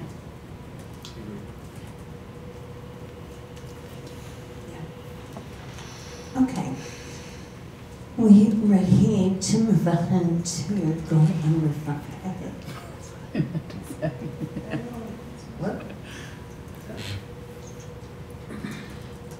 All right, goal number 5 is to determine the next steps in our governance model and monitoring of our policies. So what would evidence look like here? Keely? 2 items toward this that have occurred were Sean coming to our retreat and Nicole coming to our meeting in December. But I imagine there's a lot more that we could do in this regard. Presenters for topics. I mean, Sean was about policy governance in particular. Do we want to specify in here what we? Presenters on the topic is. I think that's where we're at, is presenters on topics. Structures or governance structure. Or model. I mean, and we would, just in pieces of evidence, might be minutes where we discuss the topic, or, you know, it was on the retreat. So as we might be able to think of what the specifics are right now as we're sitting here, but just generally something that we would consider to be evidence that we continue to have this on our mind would be agenda items or minutes or something like that. So ongoing and conversation. Board discussion. Yeah. Patrick. For the policy part, would it be a good idea for us to start looking at and creating a schedule for the regular policy review? Yeah. You know, obviously we didn't need to review the ones that we just created, well, in most cases, but you know, now that a year has passed, starting to get on a regular review schedule. For review? Yeah. And I think it's a schedule for review, but it's also a method of monitoring. That's what's more important, I think. Because they're supposed to be every 3 years, well, they're still a year old. Right. Monitoring. I can't see that far to see what I spelled wrong. Yeah. I don't know, I can't read what it is. We approved summer too. In 2016. Yeah. Right click it. That one went in 2019. Okay, can we move on to 6? To hold the superintendent accountable for clear and consistent communication with the community about district issues. So the newsletter. Yeah, superintendent newsletter. Superintendent tweets. Pardon? Superintendent tweets. Is this just Beth's communication, or is this communication from the district to the community? Well, Does anyone remember if we clarified? this says hold the superintendent accountable. Yeah. Right. But So I think this was, I think part of the evidence here is, has there been clear and consistent communication about district issues? Yeah. And that might be it. It might be Ben's, in holding Beth accountable, I also give her credit for the work that Ben does in this arena. I think too, in sort of, are we monitoring it? It is on her evaluation. So I think the superintendent evaluation is evidence to us holding her accountable as one of our goals. So, I think we can probably just add other district communication, like. Should I just say Beth is district, should I responsible just for say all- district communication here? Um, Or just do a That's a third? good example, but yeah, I think I would Do a do C. it separately because there's other things that would fall under that.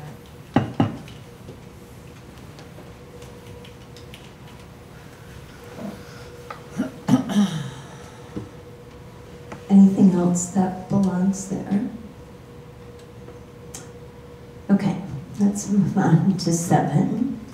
To plan for intentional opportunities to bring student voice to board work through our student board members. So I think one piece of evidence is periodic reports from the students to the board.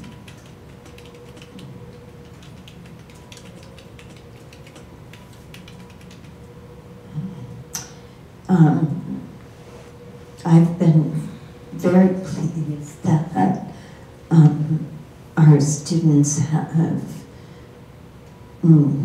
participated in our book discussions. I think it enriches the discussion. Would we want to say it broadly in board learning? It didn't work out for them yeah, to that's a good point. For the conference, I but like like that, we did yeah. for the retreat and stuff like that. Okay.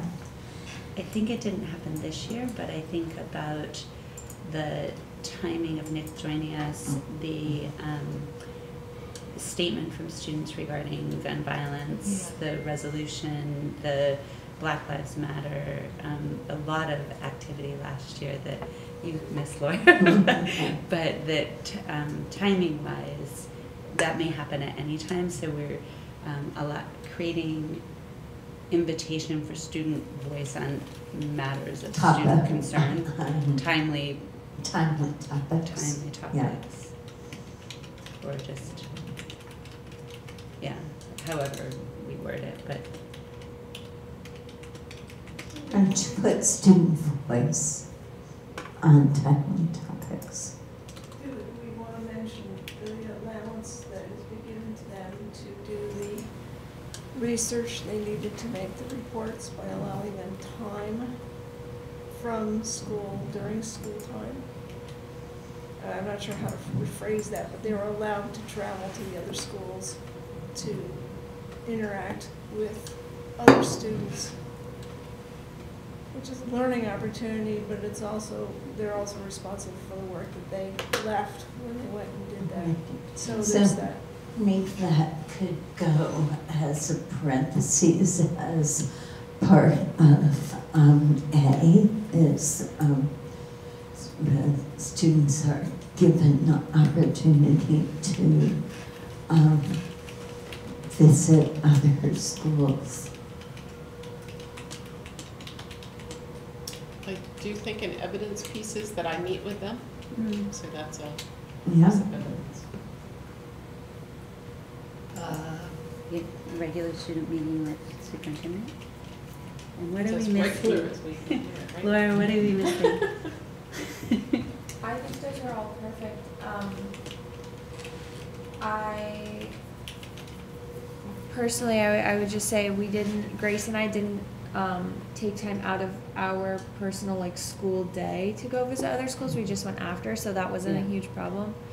But I love that the opportunity is put in there in case future representatives need to do it in school during school. Yeah. And no, it looks perfect to me. Okay.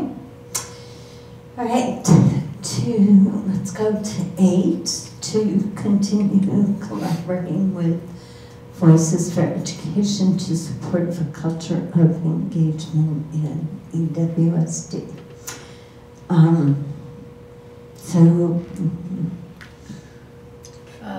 So just a schedule for engagement opportunities on the calendar, or a calendar of engagement opportunities.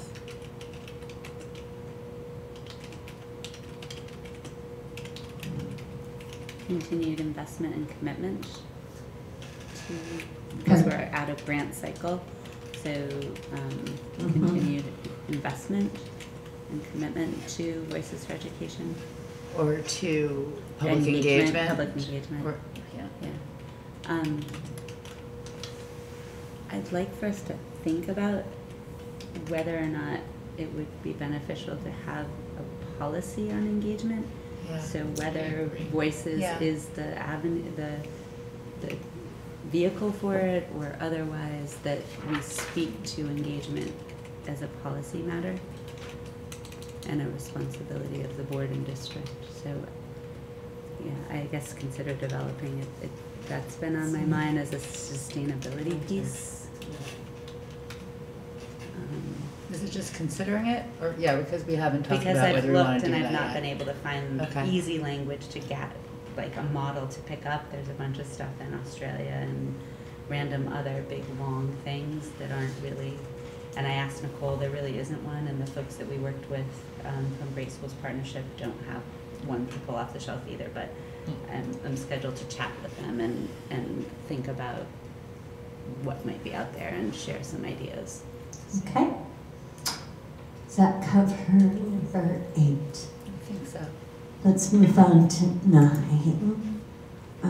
To revisit the district transportation policy. John. Done.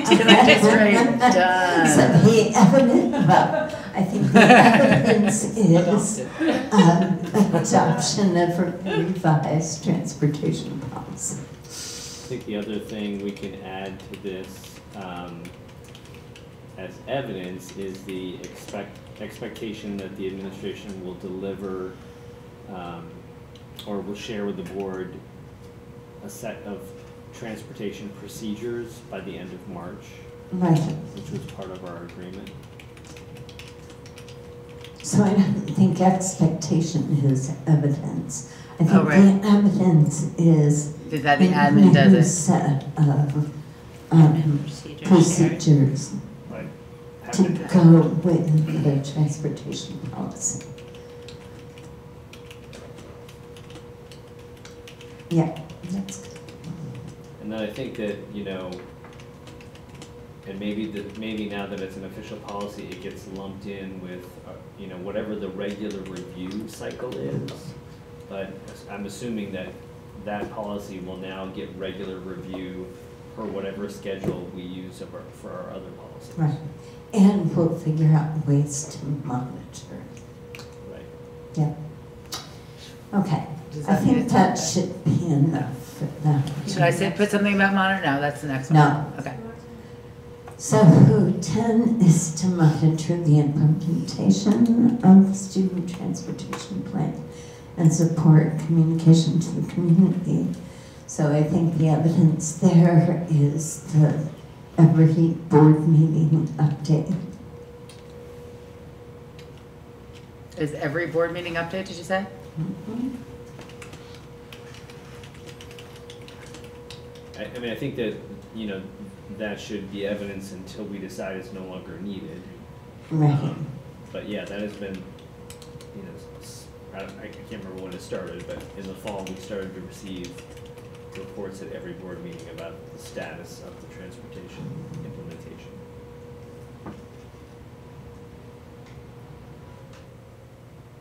Part of the noting that that was occurring is that Brian and Beth held forums for the community to discuss transportation that were held this fall.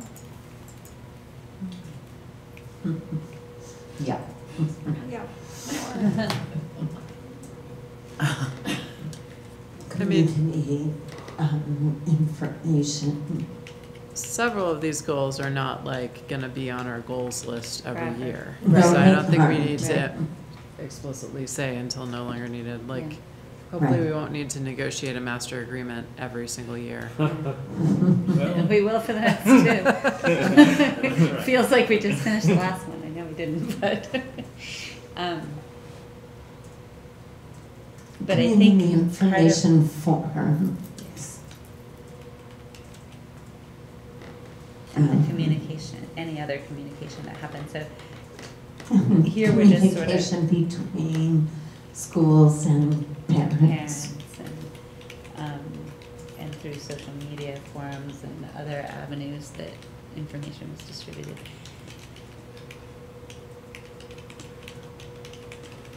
So part of what happens when you monitor these that's valuable is to be able to look back on things you forgot about, whether it was the community information forums or other things, because you glance back through agendas or minutes or reports and say, oh yeah, I totally forgot about that.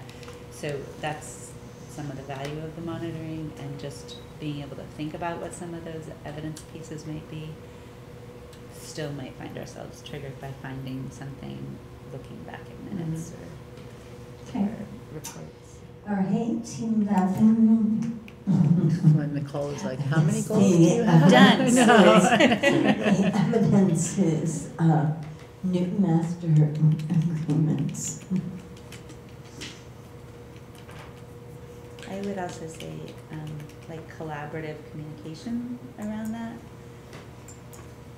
or that The might goal doesn't say anything about how we do it. I agree with that. true. But I guess and communications around it. I guess I'm thinking of the last time around having jointly authored the I know. notifications to the community about.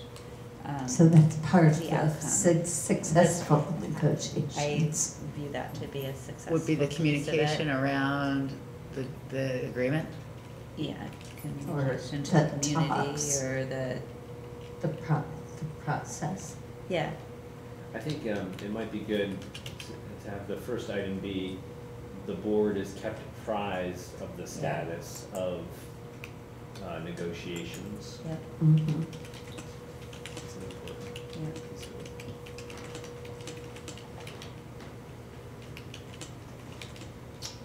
Okay, let's move on to 12.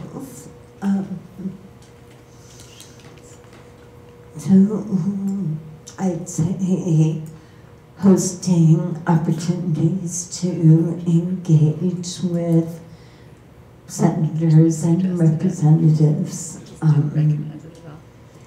I'd say statewide updates at board meetings, which we will start reinstituting as the legislature goes back into session. I think VSBA offerings as Yes, participate. right, Right, attendance at regional and annual VBSA right. workshops, last You also invited your legislators and senators. Yeah. Well, that was the first thing I talked about listening. So I think I said engage at board meetings with senators and representatives. Hopefully that won't be the last time we do that. Or maybe do we want to make it broader or make a separate one that's engaged throughout the session or throughout the year with our legislators? Because that they may not be able to make time to join us again at the meetings. But you were so good about staying in touch with them. Oh, instead of at meetings? Should we just- Let's just, I think I would say take out at meetings. And when somebody reports on the That's evidence, one. the meeting would be one of the pieces of that report, but other evidence might be, the Kim or I reports at a board meeting that we've been working with Dylan on this piece of legislation, or, Right. we've Yeah. spoken with senators so-and-so who that's on the education committee, that kind of thing.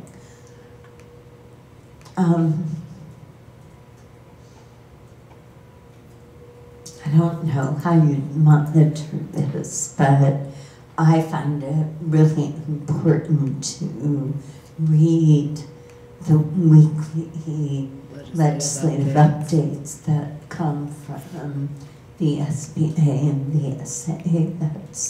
That's a great way to keep current on what's happening. So should we specify that to the weekly legislative reports from VSBI? Yeah, I'd say board members read weekly legislative updates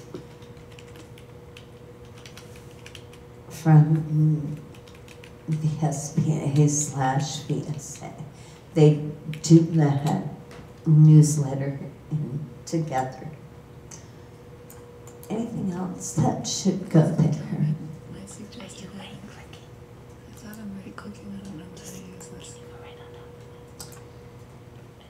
Okay, so the next step here is going to be to start having regular reports at board meetings about this. And Kim, have you connected with Brendan? Can I make an assignment? I did before we did our All board right. learning. I gave him a little bit of a heads up that we might see if that was. Because Brendan has some experience in doing this kind of work, I'm going to ask Brendan if at our meeting next week he will report on goals 9 and 10 and give the rest of us some idea of how a board member makes a report to the rest of the board about progress toward meeting a goal. Okay? I'll give it a shot. Pardon? I will give it a shot. Thank you. We talked about it not necessarily being like the final format, but that it is a place for us to start a conversation about, does this format work? How hard was it to do it? Like, you know, can we envision that this works as a format that we could use for all of them? And so Brendan said, sure. He said, wait, let me think about it. And then Martha said, how about it? That's fine. So, but like, I think it's better that we try something that we can like then react to and see what we think about it. And then we can tweak or do whatever for the other ones, because this one's so fresh on your mind. It writes itself. Sorry. Okay. So the other thing I wanted to talk about tonight were the pink index cards you handed in after our meeting with Nicole. Given that it's already 9:15 and the weather is awful, would anybody mind if we put that off till next week? No. Is that okay? Yes. All right, then let's do that. And did that list get sent to you as part of the? It was in the notes. It's in the notes. So And I think we'll this is probably board send it out in the next set of notes as well. Okay, good. So testing updates, Liz? Yeah, so our team met this week with Ben, and I had met earlier, as Martha mentioned, to talk about budget presentation. We talked about that at our meeting as well. Talked about this year doing it very similarly to the way we did it last year, with all the kinds of social media that led up to it. But then talked about next year maybe looking at a different kind of presentation that would be around our values and our vision that would really work to drive home both those things. And so what we are looking at for communication strategy for the rest of the year is maybe to, or part of our strategy will be to identify some dates for engagement opportunities that are through the lens of equity, and from the Building Equity book. We talked about those 5 areas that physical integration, social emotional engagement, the opportunity to learn we did tonight. Those 5 areas we were talking about breaking them into pieces and presenting them to the community in engagement. One on the board calendar now, we have May 4th as a board date. So we're looking to maybe doing some engagement in May around one of those areas. Another engagement, this is board-led work, not voices. This is what the board would be doing. And I think it's important to make those distinct because the board communication is different from voices. but maybe one in May, one in September around the framework that the administration is using, and then maybe Voices do a bigger engagement in October, as we've done in the past few years. So we're working on ways that we can really align the vision and the framework with the communication that's going out from the boards. We're having those discussions. And I think that's about it for communications right now. Is that it, guys? Yeah, I think it was important to note that that was also part of the discussion, was also marrying that to something that we have not really done successfully as a board yet, which is the community input around the budget. Right. And how those areas, those 5 topics might relate back to the budget, because we've just we present to the community, but we've not sought specific engagement from the community about what budget priorities should be. So these meetings would also tackle that through these lenses. Right. So I think the budget explicit part of that is important to note. Yeah. And then for the Voices work, the summit happened, and the data is now being themed by a couple members of the Voices group, and there will be 2 upcoming meetings that are getting confirmed right now. As we mentioned before, one is a partner meeting for the ideas that were generated to see if we can get some community partners and collaborate and find some places organically where we can get this work done. And the other is a community celebration for the whole 3-year grant, and a coming together and talking about what we learned and what we experienced. And those dates will be by the end of the week we'll know those dates. So I'll be sure to share those with you. Questions, comments? Okay. So the next agenda, we've actually already met and set the agenda because the meeting is a week from tonight.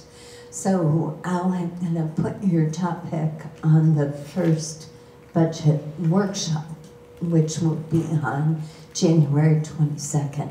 So you should have all your Tuesdays booked from now through February. We have talked about the last Tuesday in February is during vacation, so we're going to work to try to finish our work before that Tuesday. Right. So that hopefully we won't be scheduled to meet on that particular Tuesday. We had a question on our agenda for next time, if Voices had information to share with the board from that last. And you will at the next meeting. On the 15th. Yes. Great. Yep. So we can keep it on there. Good. Yep. And when will be the appropriate time to discuss, like, making sure that we have a full understanding of getting the ballots right this year? So there has been some communication with the town clerk and with the moderator. It's my expectation that we will be writing the articles for the election of board members, because it will be part of the school district warning. And I think they understand that, although they weren't glad to be reminded though, because I think the town clerk is still struggling with that concept, but because it's foreign to them, because the junction always had 2 ballots. So that's the right. confusion I think Susan had. Right, but I think, whether the school district warning is on the same piece of paper, there shouldn't be any. There are 2 different ballots, the school district and the municipality. I wasn't saying we had to have this conversation now. I was asking when we should have this conversation. But I think it's good for the reminder, because we did have an exchange with them before Christmas. They sent us an email, and it's going to be part of our responsibility, not part of anybody else's warning. But that we should wasn't, keep apprised of what everybody else is doing. Just to make sure there aren't And I think it'd be mistakes. good for us to probably follow up and make sure Susan's clear. I was wondering myself if they have the petition stuff ready or whatever.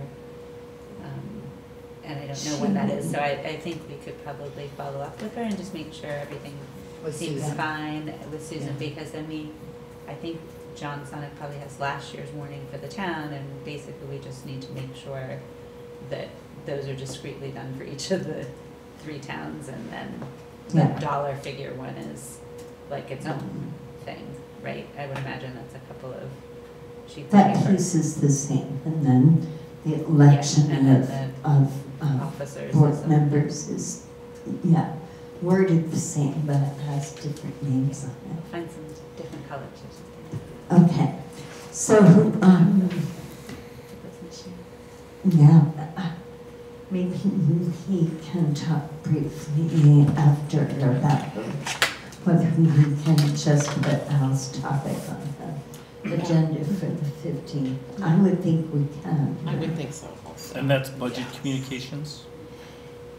Get out. It's- It's get out the Let's vote. get out the vote. Right, What can we do to, Voter turnout. what can we do What to are they promote doing? voter turnout? right. Yep. Promoting voter turnout. That's the subject. Okay. Board message to the community. I think it's pre-K. Yeah.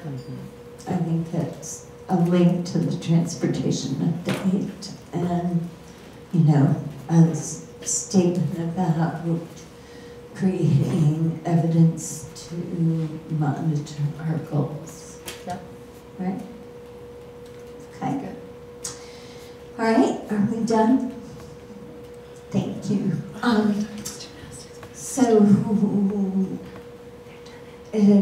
Liz, could I ask you to create minutes for the, Sure, absolutely. the first, the 6:30 to 7? Absolutely. Okay.